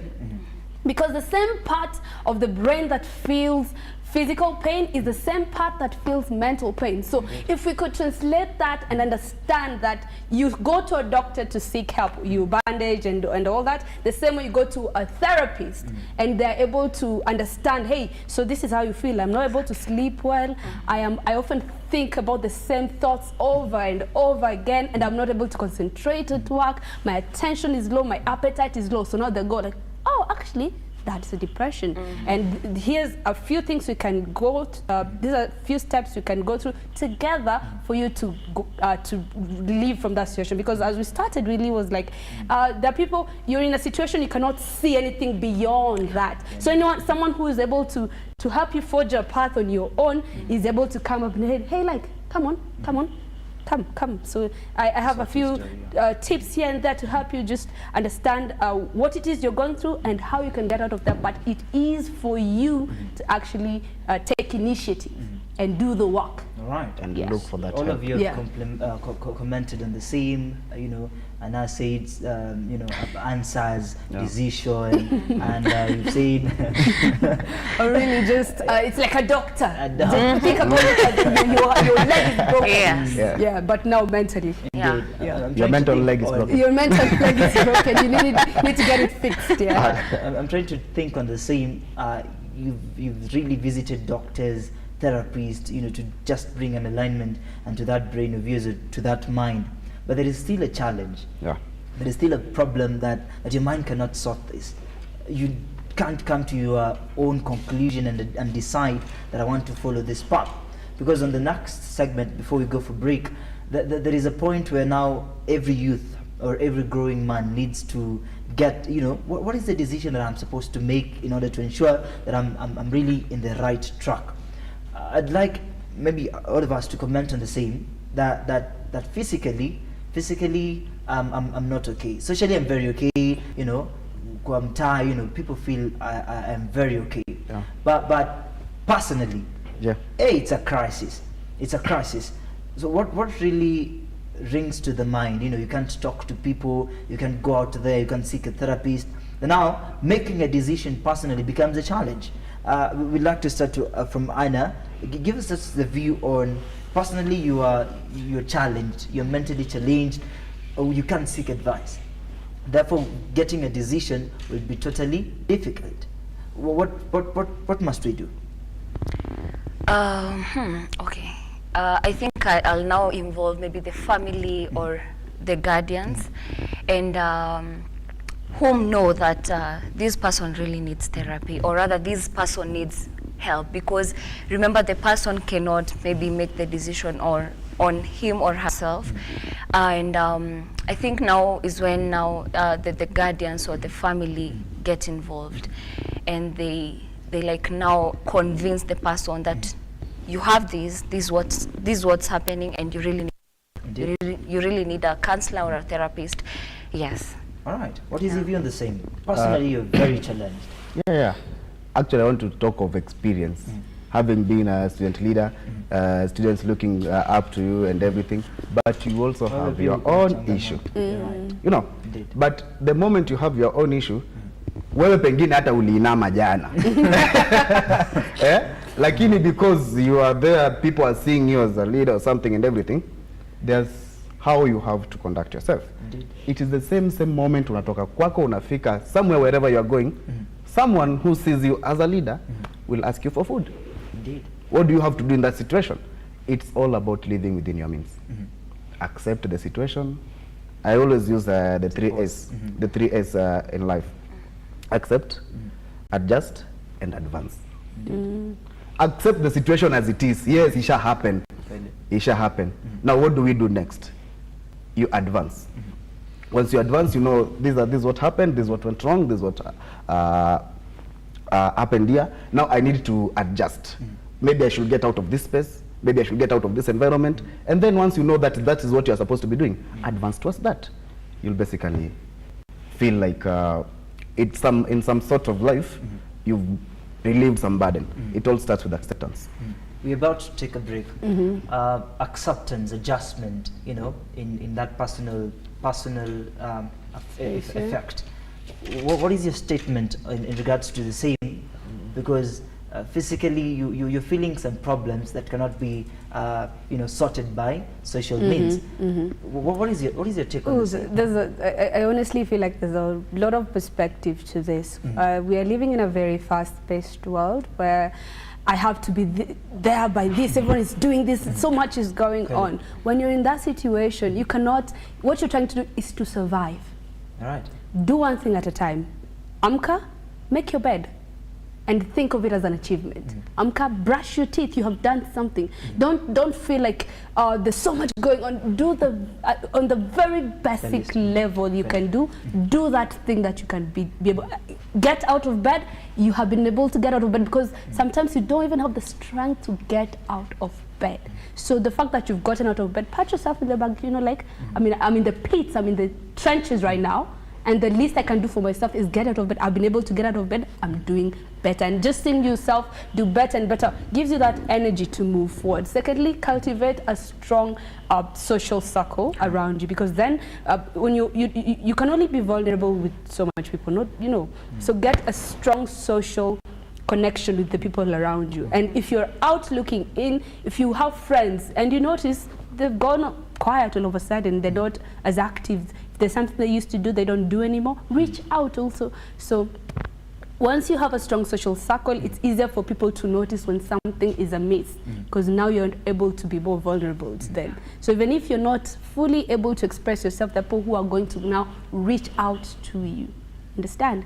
And then lastly, there are times when now going into a bit more medical in terms of, there's sometimes when that strength to actually reach out, you do not have it because your levels of, I would say, dopamine or motivation, that hormone within you, that chemical within you that gets you to do things is not being produced anymore. That's why people who suffer mostly from depression are not able to do much, because that chemical in their bodies that enables them to do anything, there's another chemical like serotonin that enables you to be happy. That chemical is not produced. So even medically, like physiologically, in your brain is not able to be happy. Your brain does not let you do anything because those chemicals are not being released at all, So then that means that social circle will be your support system then. So right now, if you're in a place where you can be able to make genuine connections with people,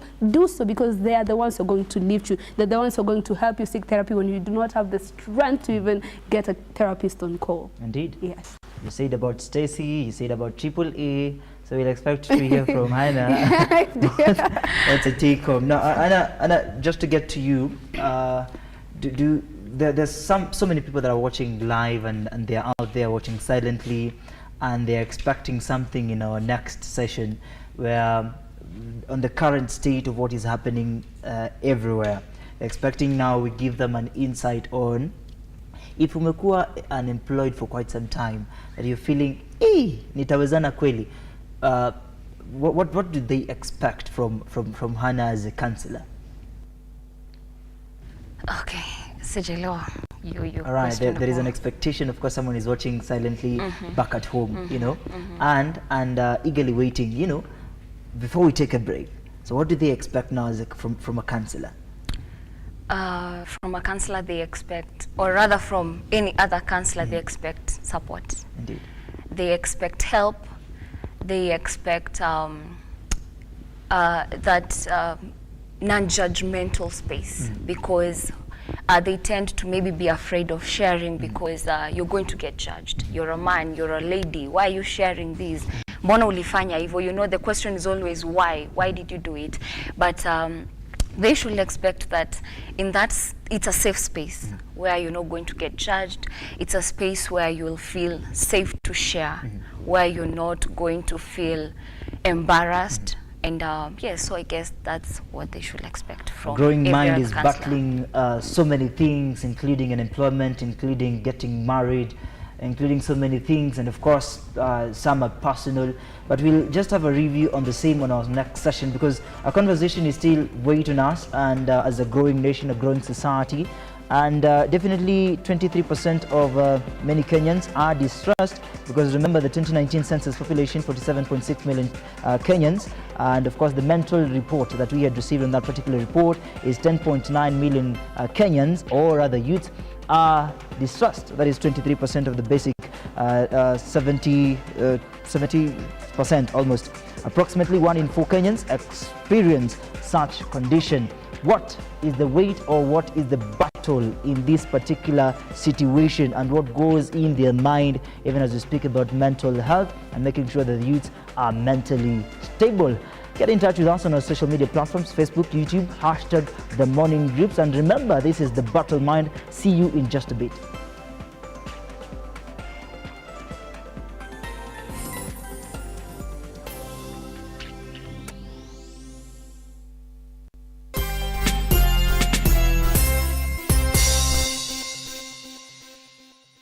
Jamaa jo, mazena inflation jo na hii mafuta venye mepanda jo, mmefika at the right time. Mimi nakwambia wachezaji saa hizi tu ni kutoka hapa, kuingia mtaa, kutengeneza sima, wadishifiti, alafu tutane grao. Leo tuko katika center inaitwa Kimta, ambapo hapa ni sehemu ambapo wanafunzi ama vijana wadogo wanakuja hapa kusoma, wanakuja hapa kukuza talanta yao, na wanakuja pia kujiinua kielimu. Now through Kimta and the groups like Tatua Tatu, through pads, wasichana wataendelea kuendea shule vizuri, at the same time watakuwa healthy. Yote ni kwa hisani ya Tatua Foundation. Na wakati wote ambapo unacheza Tatua Tatu, kumbuka kwamba 25% inakuja kusaidia masuala kama haya. Kwa hivyo endelea kucheza Tatua Tatu. Are you a junior secondary school, a college, a TVET institution, or a university, and you want to advertise your intake? Book now and advertise with us today on both Lookuptv and all our digital platforms. Call us today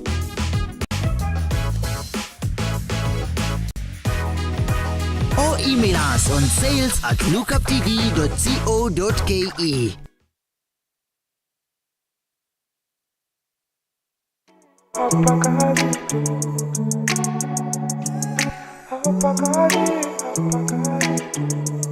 Sasa wewe ambao ungetaka kupika kahawa, ufike hapa.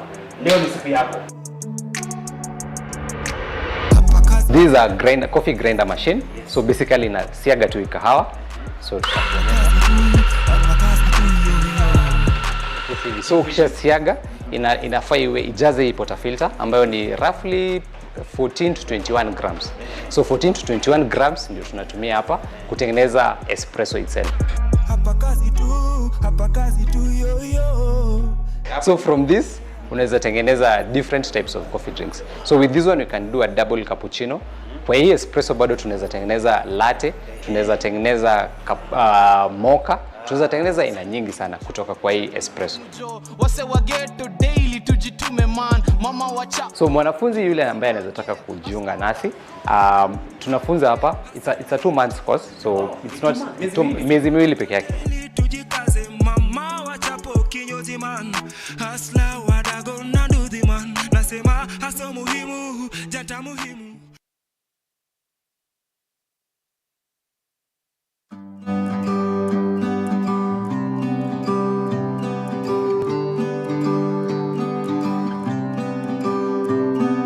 Don't say that I didn't give you the knowledge. Yeah. The knowledge is being given by Charlie's farm. They are doing it practically. Here we are training our farmers on how to do the rabbits as a profitable business. Because remember, in every selection of the animal rearing, you have to emphasize of the breeds. Do you know one thing about the rabbit? Watu wanasemanga rabbit yangu ilikula watoto, rabbit yangu ilikula nini?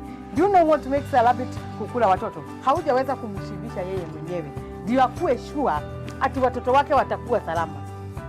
Wakati wanatoka tu hivi kakigonga chini, anaweka kwa tumbo. Kuliko watoto wake wateseke.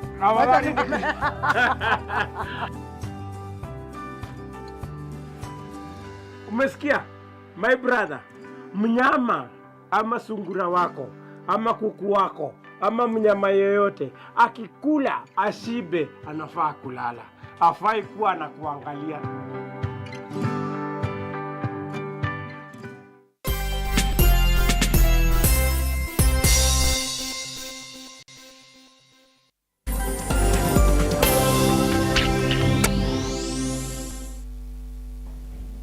A conversation of embracing what you think. We talked about adjustment, we talked about, you know, Stacy, and we talked about positivity, and of course getting the change in the better way. But allow us now to get into the depths of a young man, that is a youth that is now coming into life, realizing his dreams and hoping that the future will be bright. Now, joining me, of course, once more is Purity Mura, mental health advocate, and of course Willie SG Kabila la Vijana. We have our counselor here, Hannah Karuga, who are helping us to just understand what's the view on mental health, even as we get to, it's the 6th day of June that the awareness is now hitting hard. No, tumekuwa na mazungumzo, of course, having the warm light on men, but now specifically to the youths now. There is some sort of, you know, creating an understanding to what's the future looking like. Everything that is happening across the country with the government getting tied to the common mwananchi, and of course the youth is the growing nation. What is this a contributing factor to mental challenge or mental health issues? Allow me in a very special way, Mora, once more. Do you think these are what are happening in the country now, and what is challenging the country now, are contributing factors to mental illness upon the youth specifically? 100%. One of the leading causes of mental health issues, especially depression and anxiety, one is financial issues, picking at number one.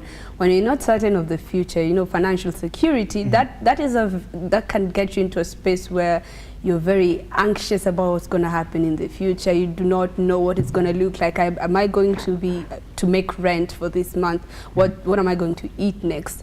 And especially talking about the black tax, where now you say it's not just you, it's you and your people. You know, unapata salary, ishenda kwa bill, and that is if you have a job in the first place. You know, ishenda kwa bills, ishenda kwa wazazi, ishenda kwa uncle flani na auntie flani, you know, and all that. Really? And then we go to relationship issues. You know, unasikia mtu, someone has hacked another to death. But then again, it goes back to the issues within you, because you spew out what is within you to the people around you. Hurt people, we say, hurt people, you know.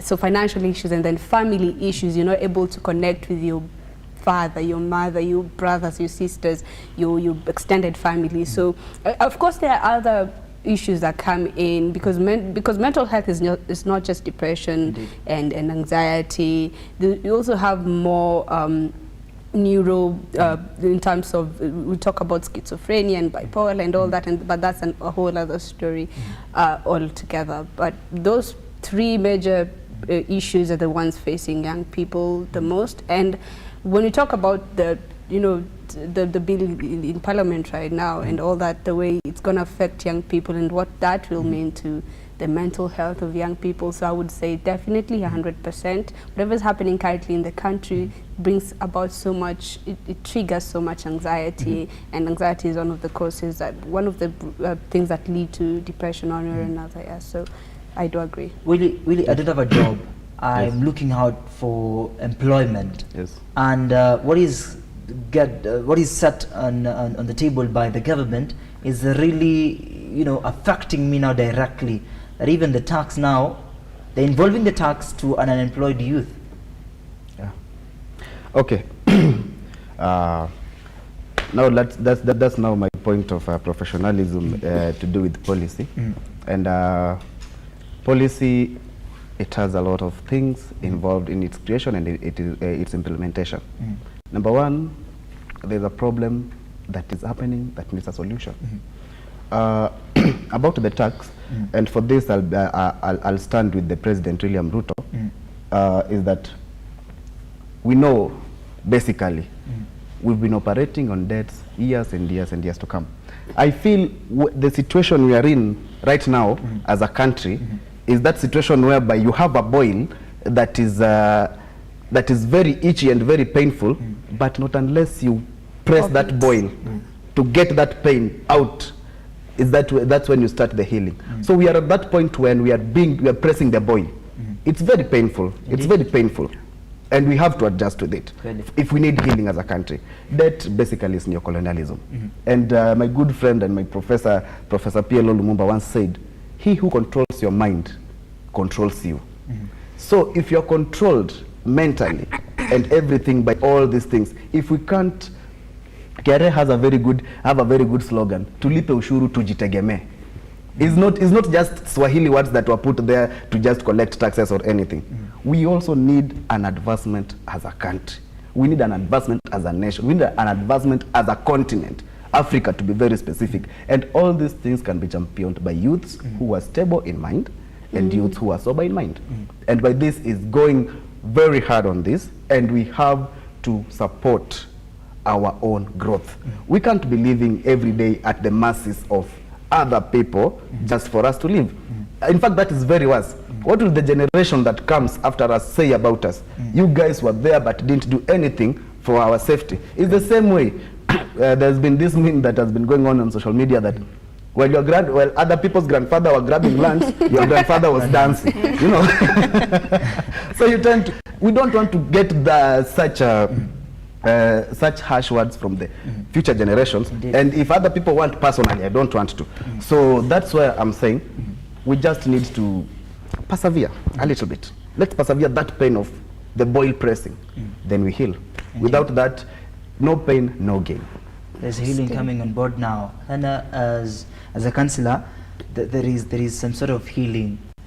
Wacha wasukume to tax, but I'll try my best. You know, I'll try get opportunities. You know, later on realize it's 5 years down the line, then opportunity is not yet present. Do you think there is a room for healing and enduring the pain?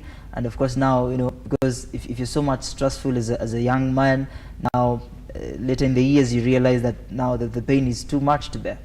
Okay, let me first start by what she said. She said that whatever is happening has really contributed 100% to what is happening to our youth. And Willie said in our first session that you might find yourself, you're 25 years old and they're asking for a 16-year experience. And back in the community, kama hauna pesa husikizangwi, that's something that's there, you know. Hakuna ile heshima, but immediately you start getting money, you're stable, you have a voice now, you know. And that brings a lot of frustration, a lot of stress. You become frustrated. You're not able to provide. Kwa society, they are like wanakutenga, you know. You're not supposed to talk. You cannot. You don't have that voice. And back now to what you've said.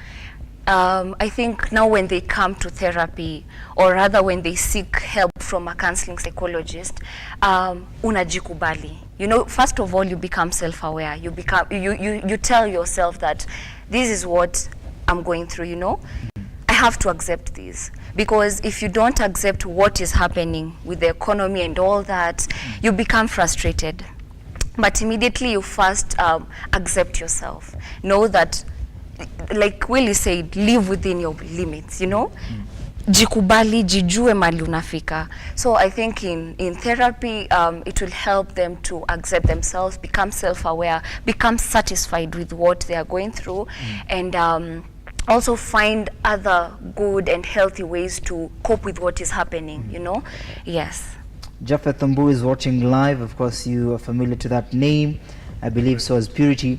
Young people, the youths must start accepting the reality on the ground. Youths must accept who they are, where they are, and getting ready for the challenge ahead.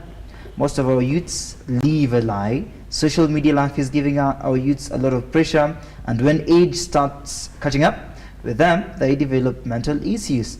Ukiongezea tax, yes. Mental state of our youth is at risk. Hii mambo ya kama una pesa usini stress, pia isi to stress. What do you think about the pressure that comes from it? Kama hauna pesa usini stress. First of all, you don't have money. Go look for that money instead of stressing someone. But what if you are less? I mean, I understand. Can I just okay? Let me finish before you continue. So what basically needs to happen is, I don't like the mentality of you should be given or you should be done for. I like the mentality of challenge yourself at least. Okay, there is no opportunity, there is no employment for you. You've tried and tried. It's not working. Anyway, you don't even have a hobby that can bring you can earn you income. You don't know even your hobby. You don't even know your hobby. Yeah. So basically, find something that works for you. Employment. Let me quote Atwoli. Atwoli said he don't have any business and he has been employed for more than 50 years. It is working for him. He's living a lavish life with his wives and kids and grandkids. Okay, but someone who is not at his level, who is not another good example is Jimmy Wanjigi. He went into business. It worked for him. So find what is working for you. First of all, know what you want as an individual. You want this. You want to pay bills. You want to, you have responsibilities to catch up with. Get what works for you. And first of all, even if you get into that employment, if you don't like it, it won't work for you. So go for what you like, go for what you feel it's best for you, and go for what is basically nurturing your growth as an individual. With that, it will come with acceptance, with that will come with confidence, because if you're doing something that you love, you always want to prove that you're the best in that thing. It boosts your confidence in it. So it's just a matter of mindset, mentality, kazi kusha. Before Purity comments on what she had to say, yes, there is a view of kama utaki employment wachana nayo, and now there is a view of creating opportunities for oneself. There is a point now, make us understand this, that now the youths now feel that employment is now becoming slavery. You know, you're getting, you're tirelessly working in a month, but what you're raising, you can also start your own business and raise more. Do you think that that's also a challenge that is supposed to be well taken? That is a very interesting question. I will link it up to what Willie said. I think the term is ikigai, finding your niche, finding what you love to do, you know. There's a lot of opportunity if you are in the right spaces.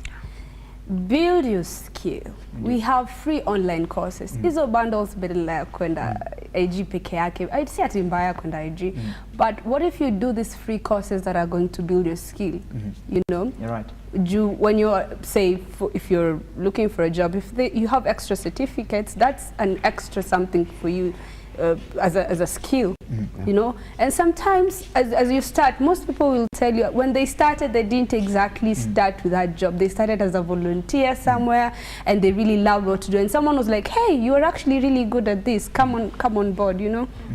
So finding your niche is very, very important. Finding your ikigai is very, very important.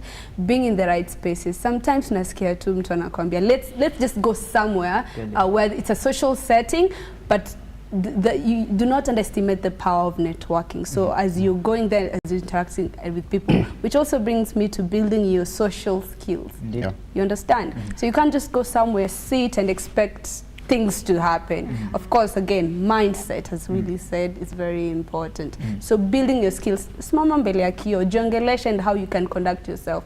Build that confidence within. I'm not saying it's 100% easy, especially if you're not nurtured in a way that your confidence just comes out, you know. So being in a space where you're building your skill set and your portfolio is very, very important into getting you in spaces that will elevate you. I've built my skills for more than years and years. But kubaya bad. I don't know. Maybe being ignorant, but then again, being in the right spaces also plays a big part. You know, you can't just sit with your skills at home. You have to expose yourself, go out, ingia online, tafute ile kitu. Hata kama it's not exactly, I know it's tough, I know, but then again, you have to start from somewhere. And once you have built, again, you know, everything from employment, that is something outward. But when you build some inner strength within you, again, zile tatu nisema, gratitude and kindness for yourself and hope, and no matter what you go through, you will be able to come out victorious, and you'll be able to still move on with that resilience. Really, what is your hurting opinion? My hurting opinion is based on the question that you've asked and how Mora has answered it. I'd just like to beef it up a little bit. Number one, employment is hard. It's not easy. Number two, business is hard, or might be even more hard. Number three, leisure is hard and expensive. Choose your hard. Hey, I think, let me just there's nothing that's easy. Unemployment is hard. When you go to employment, you still have to work hard. When you go to business, extra hard. Extra hard. You know, so find something that you're willing to take all the way. And the problem with us is, I feel like ndio, you know, education is supposed to get us to the next level financially, but is that all there is to Actually, is that all there is to education? Speaking about education, it's also a challenge. We should actually, about education now, we should actually organize a good session. For that. Education in the education system in Kenya. It's a whole conversation. No, personally, I'm an educational policy developer, so I know what I'm talking about. And just going back to that, our sense of, you might be employed and doing the work, but still you've had people who have money, who are employed, who seem like they're doing well in spaces. We feel like ukikuwa nayo uko sawa, but they're not. That, you know, dying by suicide, they're miserable in depression. So what are they, again, going back to the fact that the inner strengths are what you really need through, because circumstances can change.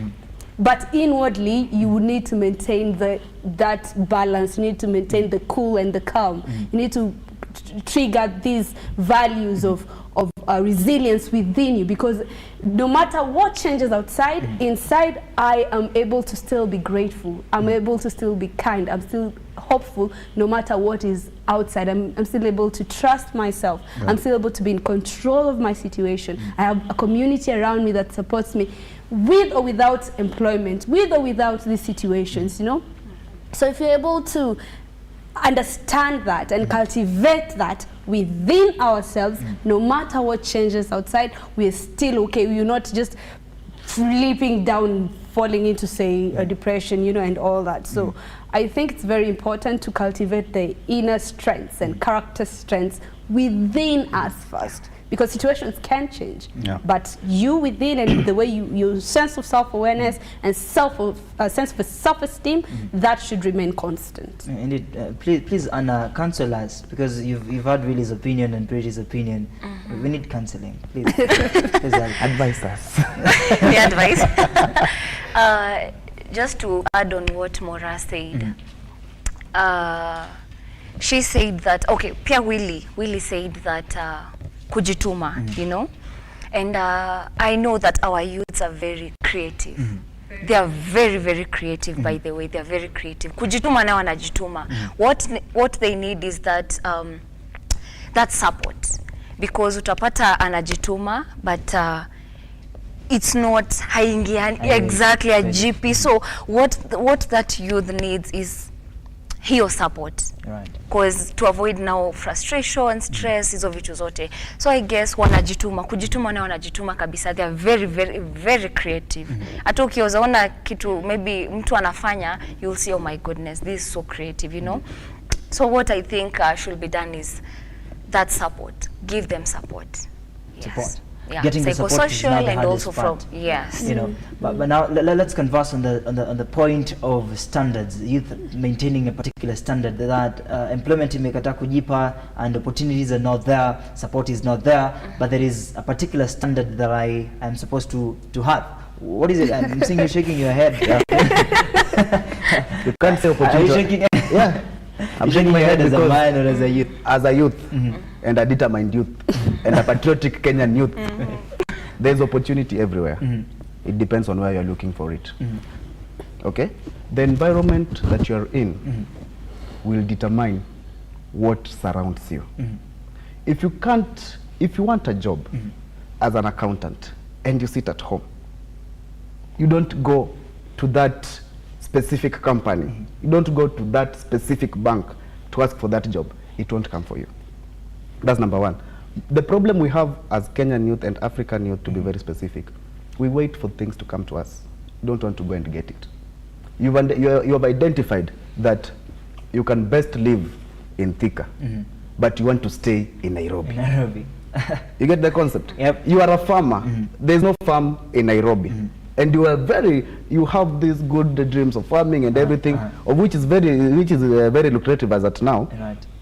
And because you also want shere, you choose to stay in Nairobi instead of going to farm and do all that.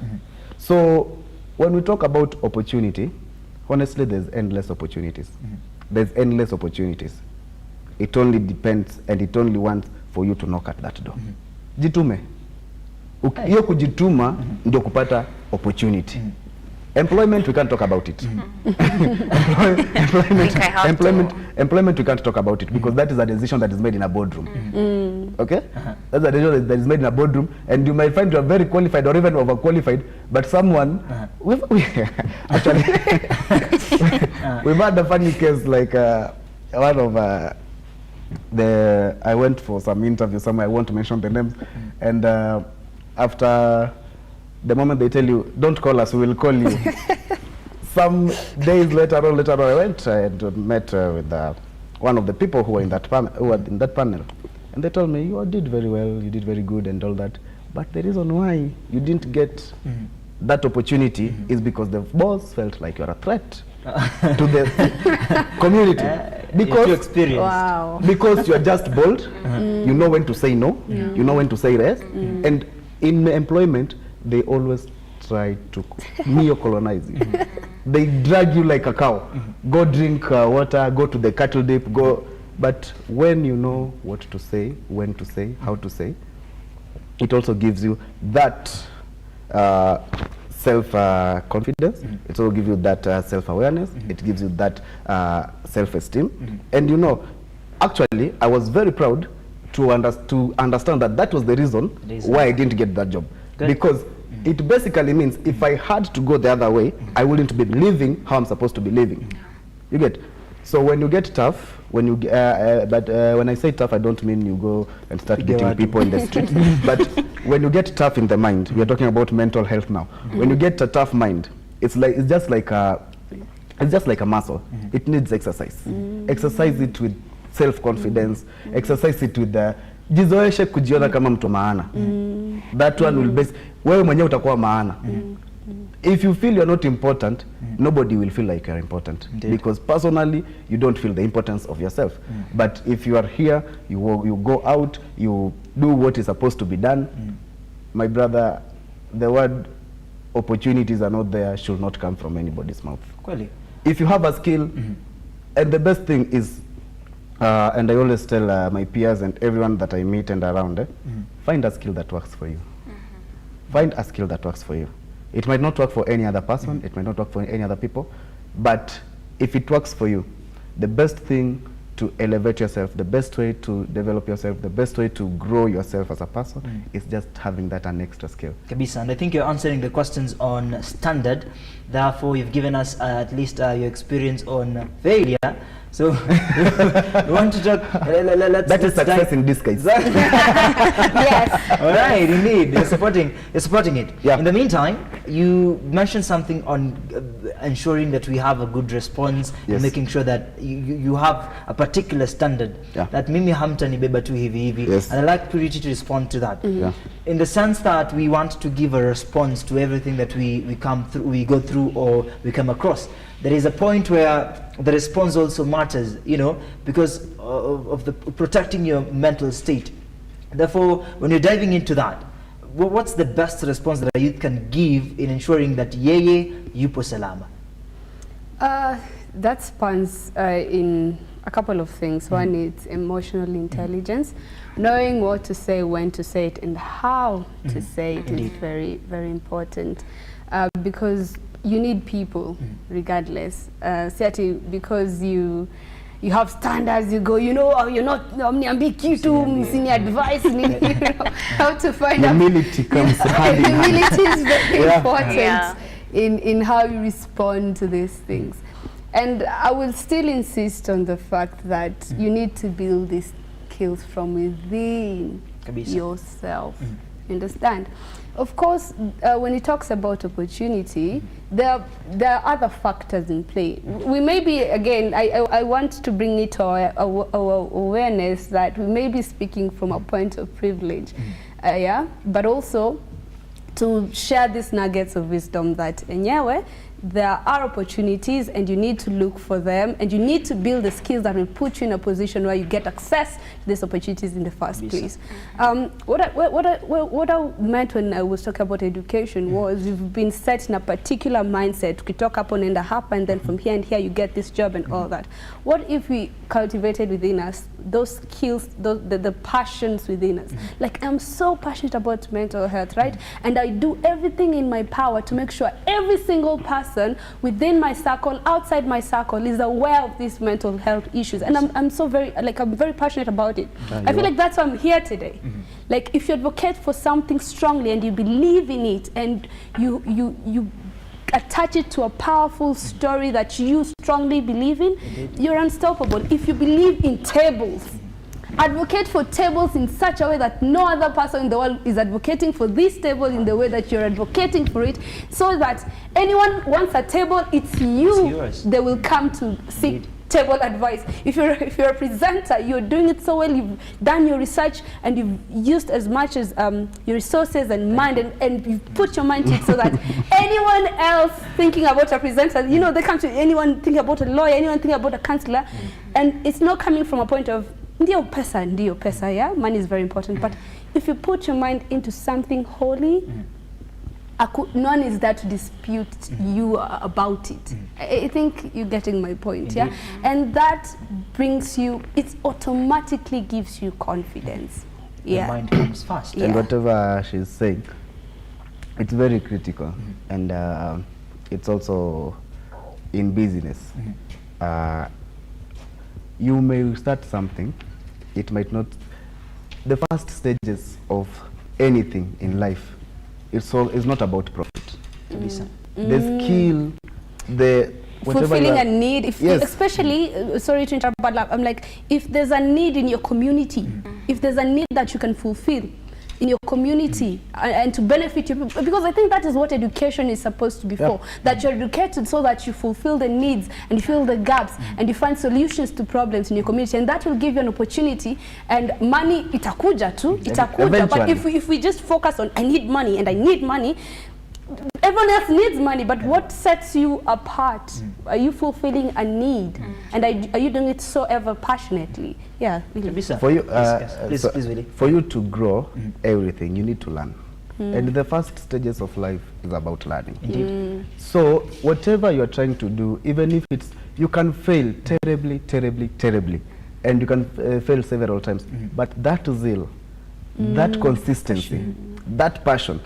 If you're not passionate about something, if you fail once, my friend, you want to go back there. It's true. You'll run like Murife. Okay? But the moment you like it, the moment you have passion about it, you'll fail today, you'll understand the art. But by the time you'll have mastered the art, my friend, no one can beat you in your game. Indeed. The moment everybody will be thinking about something else, they'll be going to you. And at that point, you are the prize. You are the prize. If you are the prize, you set the prize. The money that you are looking for those days when you are losing them, it starts to pay off. Right. And we've seen it gradually growing. All that you're saying is the state of the mind must start from you, then it needs to be perfect from you before it gets now to the others that you want to share, or want them to believe that you're manzi uko sawa. Wewe, this is the future we want. Yes. We'd like to shift to Anna. Please just help us understand the struggles that goes to the mind of a youth, even as we speak about the state of the mental health ya kijana.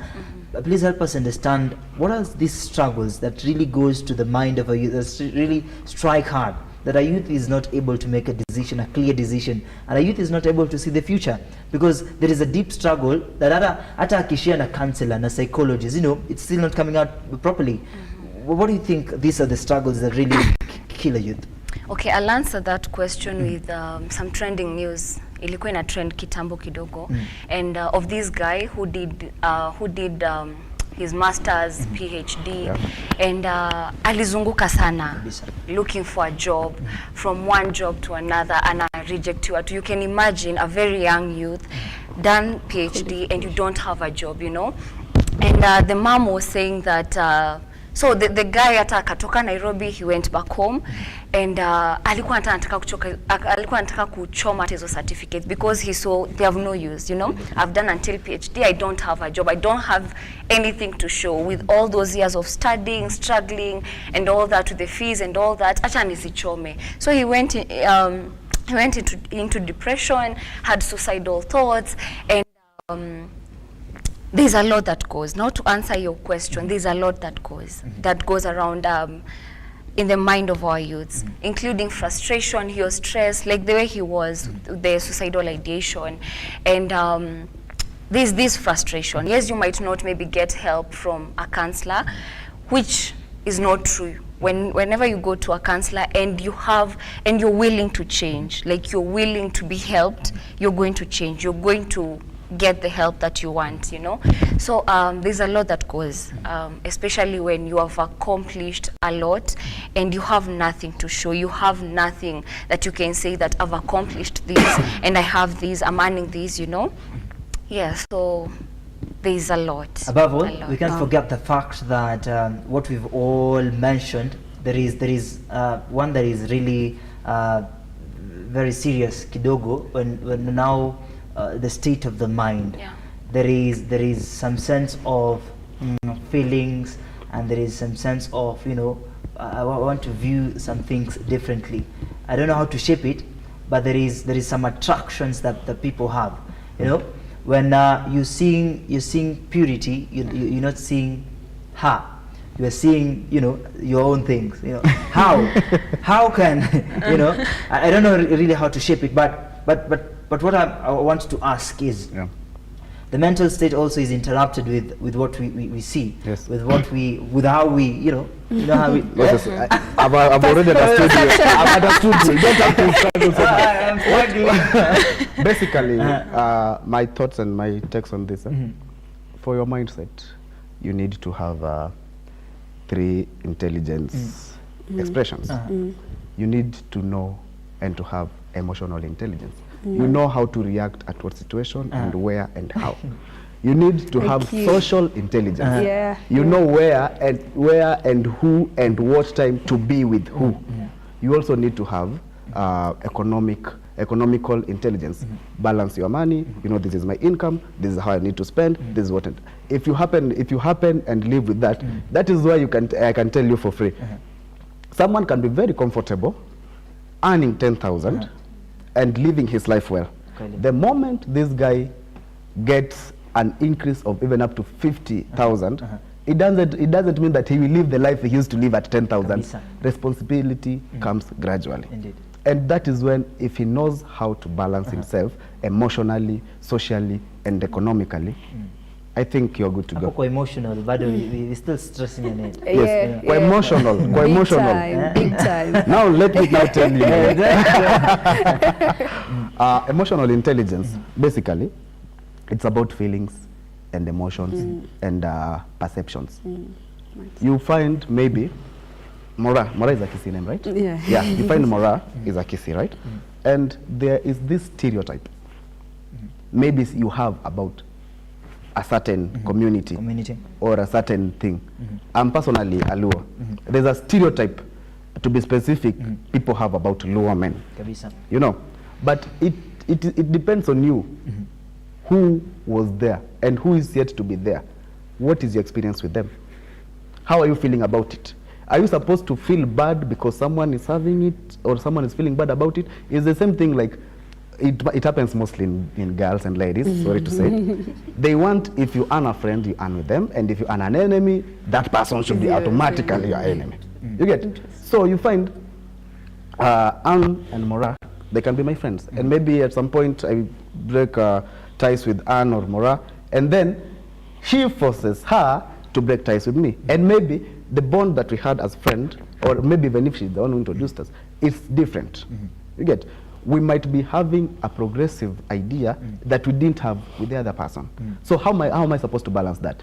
That one means if basically I get lost in my emotions and want to be with someone else for her emotions or for their emotions, it basically means I also have to pay the price of losing whatever was going on between the two of us or the three of us or the group that we are in. So the moment you stabilize your emotions, the moment you know you're not supposed to laugh in a funeral, the moment you know you're not supposed to cry where people are happy, that is, unless you're shedding tears of joy, that is now the moment you start to control your emotions. Your emotions can alter so many things. It can make you make so good or bad decisions depending on the emotions that you're having, and all that comes from your mind. The decision made, and we've had even in politics, even public leaders speaking. Right now we have, just to mention a bit, we have a raffle between the deputy president and we've had also Kapseret MP bashing and throwing words at him. And you see, all this, it comes out of emotions. He feels like this guy is kandamizaring me, is ananifinyilia. And that's why he's saying, wacha kufinyilia viongozi wadogo. But on the other side, the guy feels like, I'm trying to shape this country as a deputy president. So there's that conflict, and then people involve emotions. When emotions are involved, brains stop working. You now act based on emotions and not based on what, not based on logic. We talked about political emotions and everything else. And even there's an emotion that I'm targeting. The emotion that you're targeting, the emotion that you're targeting, I've had him in relationship as well. In relationship as well. If I have this bad feeling, or I feel like my partner has wronged me in this way, if I act instantly, I might act out of anger, I might act out of bad emotion, feeling bad and all that. But you know, which will come later on, maybe even in an hour's time. Something that I can regret huge and deeply. We've also seen some people just push your partner and they fall and they die. Out of anger. If you could have controlled that emotion at that point, you couldn't be here in the dock looking for lawyers to defend you on matters of attempted murder or suicide or homicide. But the moment you get your emotions to overcome you, that is the moment you start losing you. Verity, speak to us about emotional investment in terms of relationships. Okay. Because I'm trying to understand the point of, you've invested so much into this particular relationship instead of investing maybe in other projects, as you said, getting the opportunity. But now investment yako relationship is really stronger than even you cannot even concentrate. Your state of mind is disabled. And also talk to us on the point here, investment in what I watch. There is so much on the internet that I want to watch more than even going out there to network.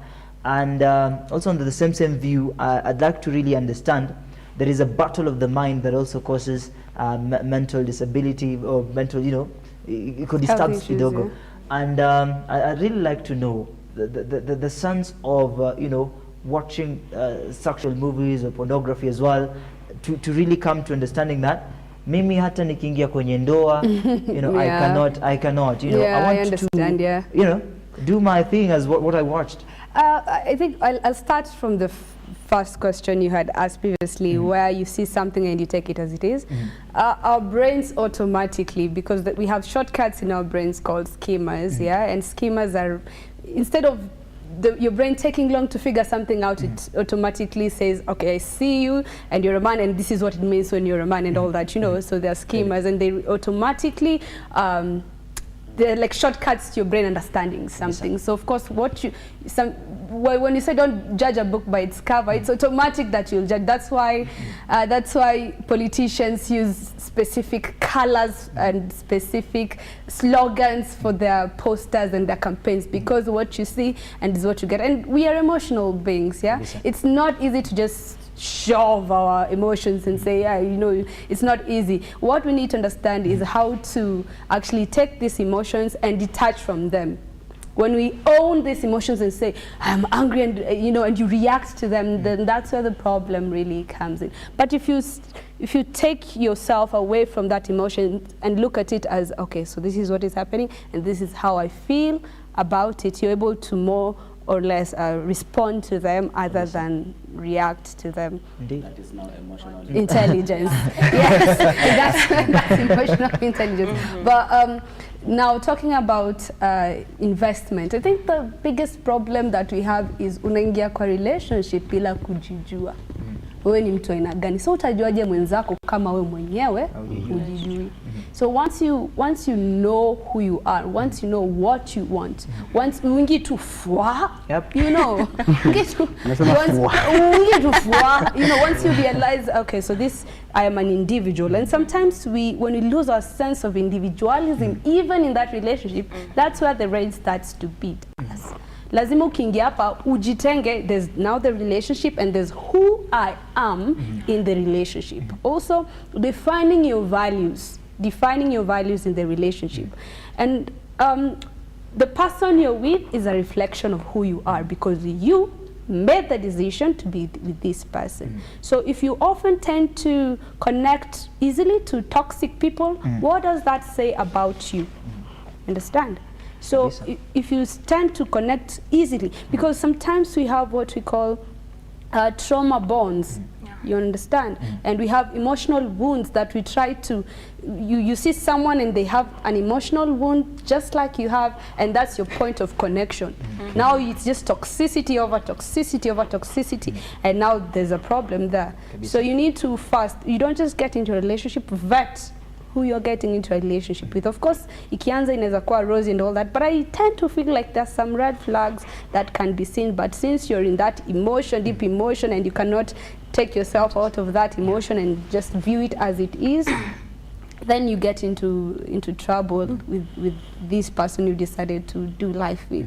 So of course, again, understand yourself, understand your values, understand what you stand for, and also vet who you're with. Not, of course, emotions are natural and they're acceptable, and validate them in their own right, but distance yourself from it. In a relationship, kuwa kama individual. Yeah, of course you're connecting with this person, but do not lose yourself. Indeed. Do not lose your hobbies. If you like to sing, if you like to do this, now don't stop doing it and make your whole life on this person, based on this person, because now what happens when they leave is like they've left with you, with everything. Now you don't have anything to hang on to. Understand? And so that's when you feel like, what am I living for? What is it? If they're going, either they go and no one has to have them, or I go, or, you know, something like that. Yeah. And just to add on, okay, go on. I think I wanted to address the issue on pornography and okay, that's finished. Yeah, that's what I was actually getting. For the response as well. Okay, it's okay. First finish. When we realize what happens in the brain when we consume materials that I'd like to talk about instant gratification. You have to do the work. The reality of things is everything that comes needs you to do the work for it to come. But when we are always, you know, we live in a very fast-paced world, as I said. Ukitaka food, una order Glovo, mbio imefika. The process of kukata vitungu. I'm not saying it's not, technology is here to make things easy, but when we now project that into every aspect of our lives, there comes a problem, because now the system of rewarding in the brain is, you have to do something over and over again to receive the same gratification that a little thing ilikuwa inakupea. That's why we talk about drug addiction. That's why ukikunywa chupa moja haikupei ile satisfaction unless ukunywe chupa mbili, chupa 4, chupa 10. Understand? Because that reward system in the brain that says, I feel good when I reach to this maximum, imeshukishwa to a point that that chemical in the brain that releases that hormone that makes you feel good, that motivates you, imekuwa released sana hadi threshold kufikia inakuwa ngumu. So that goes back to, you know, pornography and all that, which is also a big factor that affects the youth. And also the sense of connection. It's not easy for a young man who's watching pornography to easily connect to, if they're looking for a partner, to connect to their partner, because that level, your threshold, your reward system, and yenye una receive, imeshaikwa hapa juu. So you have to now find a way to stabilize it in a way that it's at par with your system, with your chemical system in the brain. So your mind's expectation. So you're not meeting the expectation kwa sababu imeharibika hiyo system ya kureward, ya kusema now I feel good when I'm talking to this girl, because now you're feeling good in your connection to women is when you're watching pornography. So just a conversation where you're supposed to get some form of pleasure into just that speaking, you don't get it. You have to see, like, you know, sometimes we say when it comes to pornography, inaanza kidogo, then now you're getting into hard porn, you're getting into masturbation, and masturbation and all that. So I would exactly, and jumping from one partner to another, trying to reach, trying to crave, because you're craving it, you're craving that threshold that you cannot hit. So your connection is hard, you're getting into a marriage, but you've already set the dopamine system, the threshold to umeharibu kabisa. So you cannot be able to get into that, so you're not able to connect. And the whole purpose of relationships, to be honest, is to find connection, is intimacy. And intimacy is not just the erotic type of intimacy. I like the way there's a life coach called Spirit, and she usually says intimacy is into me see. You see me for who I am, without judgment, without any form of disgust, and you see me for who I am, and I'm able to lay bare and naked in the metaphorical sense, and you can see me and not feel like I'm terrible. You accept me wholly, so you see me and I see you. So and that is the point of all ships, let me say ships in terms of relationships, families and all that, friendships. So if you can see someone for who they are, and they're able to be a safe space for you, and you're able to be a safe space for them, and they're vulnerable, I think we would have hacked that point of intimacy. And I don't think porn would be an issue if we're able to get that level of connection. Indeed. Yeah. Wow. Very strong there. No, you know, really is very... I think I was before you become a parent to go for a therapy. That was a therapy session. Yeah. Indeed. Yeah. All ears were, you know, out there listening to Purity, mentioning some great words on the same. We are getting sorry.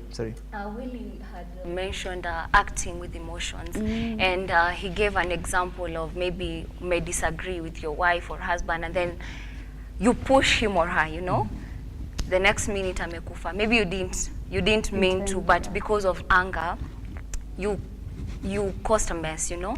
So I think it now goes back to being self-aware.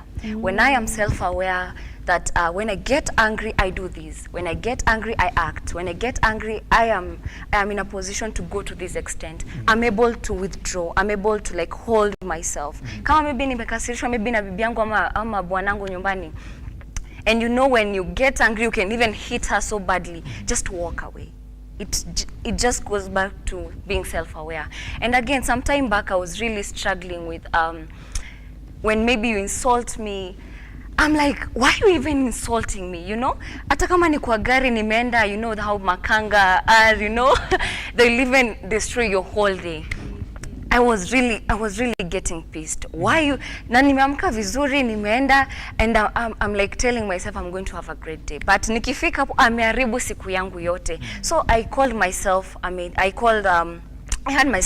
had a meeting with myself, and I asked myself, okay, why am I letting other people control me?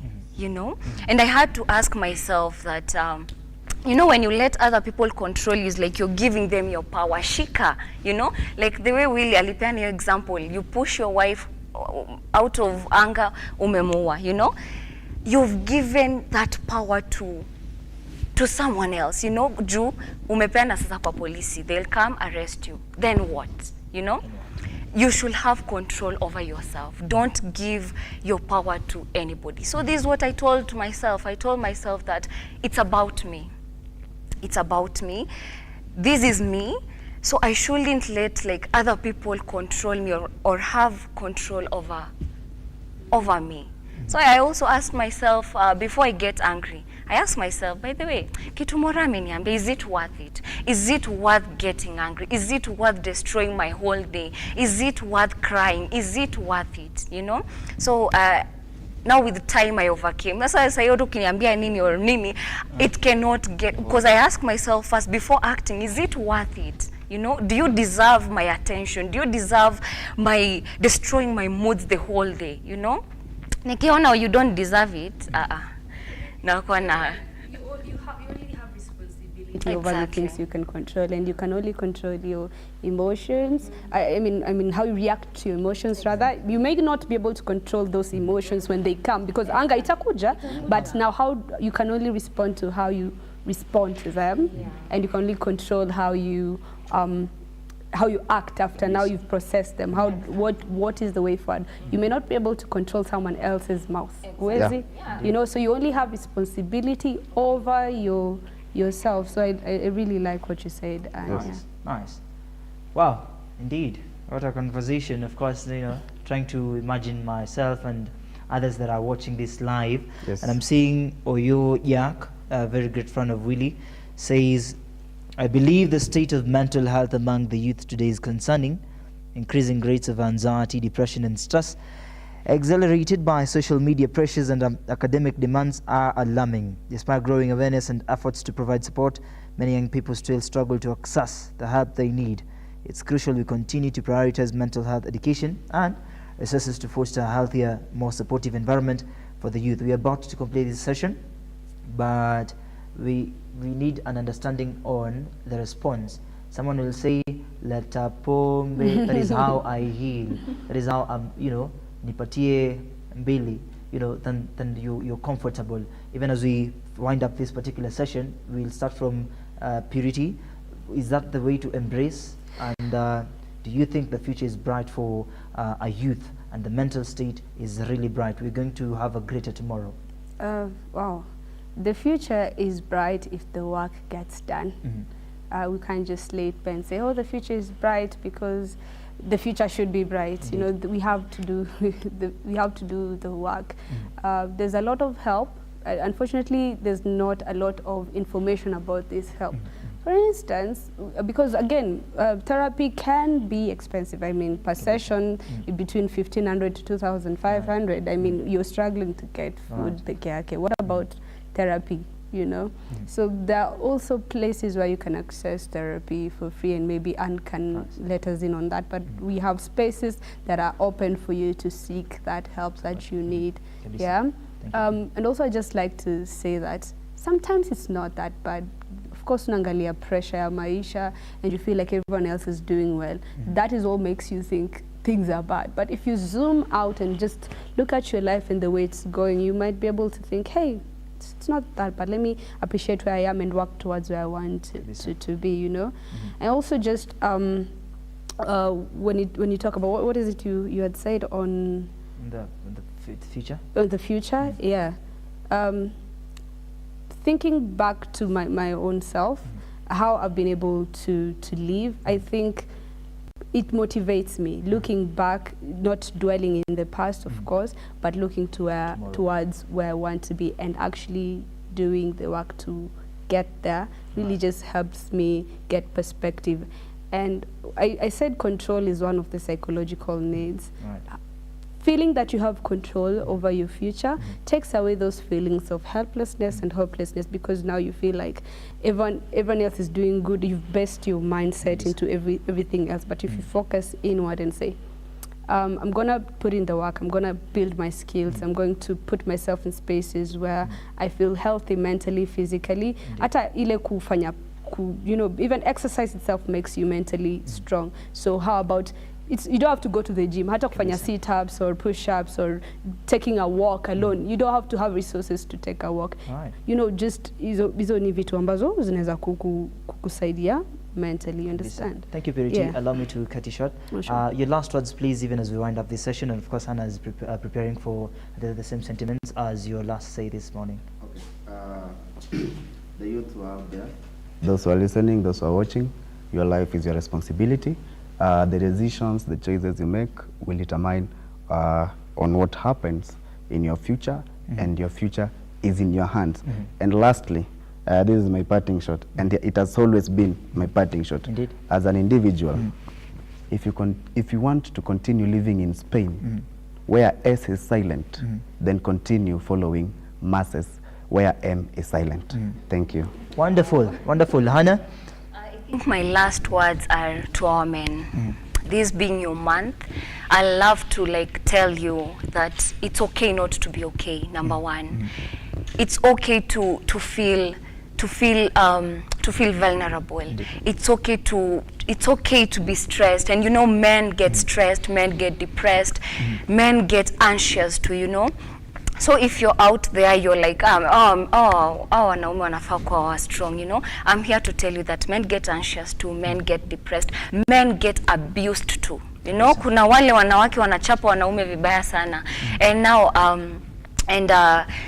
being vulnerable doesn't make you less of a man. Don't be afraid to speak out. You're still a man and very, very strong. Kabisa. Yes. Thank you so much. She mentioned when it comes to IPV and GBV, I think Nairobi Women Hospital, it's not because with the name people think that they just offer services to women. No, they also offer services to men. If you've been raped, harassed, your IPV, GBV, hizo zote, you can get help. Also, online, there are so many links or resources to get counseling for free, because as she said, counseling is so expensive and maybe you might not afford. So help is there. When you go to Nairobi Women Hospital with a case of GBV or IPV, counseling is free, and also the medication is free of charge. You're not going to pay for anything. Thank you so much, Anna. Of course, Ms. Karuga, for that educative session. Of course, this is a counseling, psychologist. Counselor, thank you so much. Of course, Willie, our SG, and of course, Purity Mura, our health advocate right here in the morning drift. Remember, this is a conversation, of course, for the empowerment right there. Of course, there are so many youths that are out there watching this, and you have received what it takes to be, and of course, to get to the stability that you deserve. It is a conversation that is ongoing. Iwezi Isha, and of course, remember, this is also uploaded on our social media platforms, Facebook and YouTube. Keep the comments short and precise of what you're expecting as far as the state of mental health among youth is concerned. My name is Master Soket. Remember, see you tomorrow as we usher in Entertainment Friday right here on the Morning Drift. And from Thursday, 6th of June 2024, it is a wrap.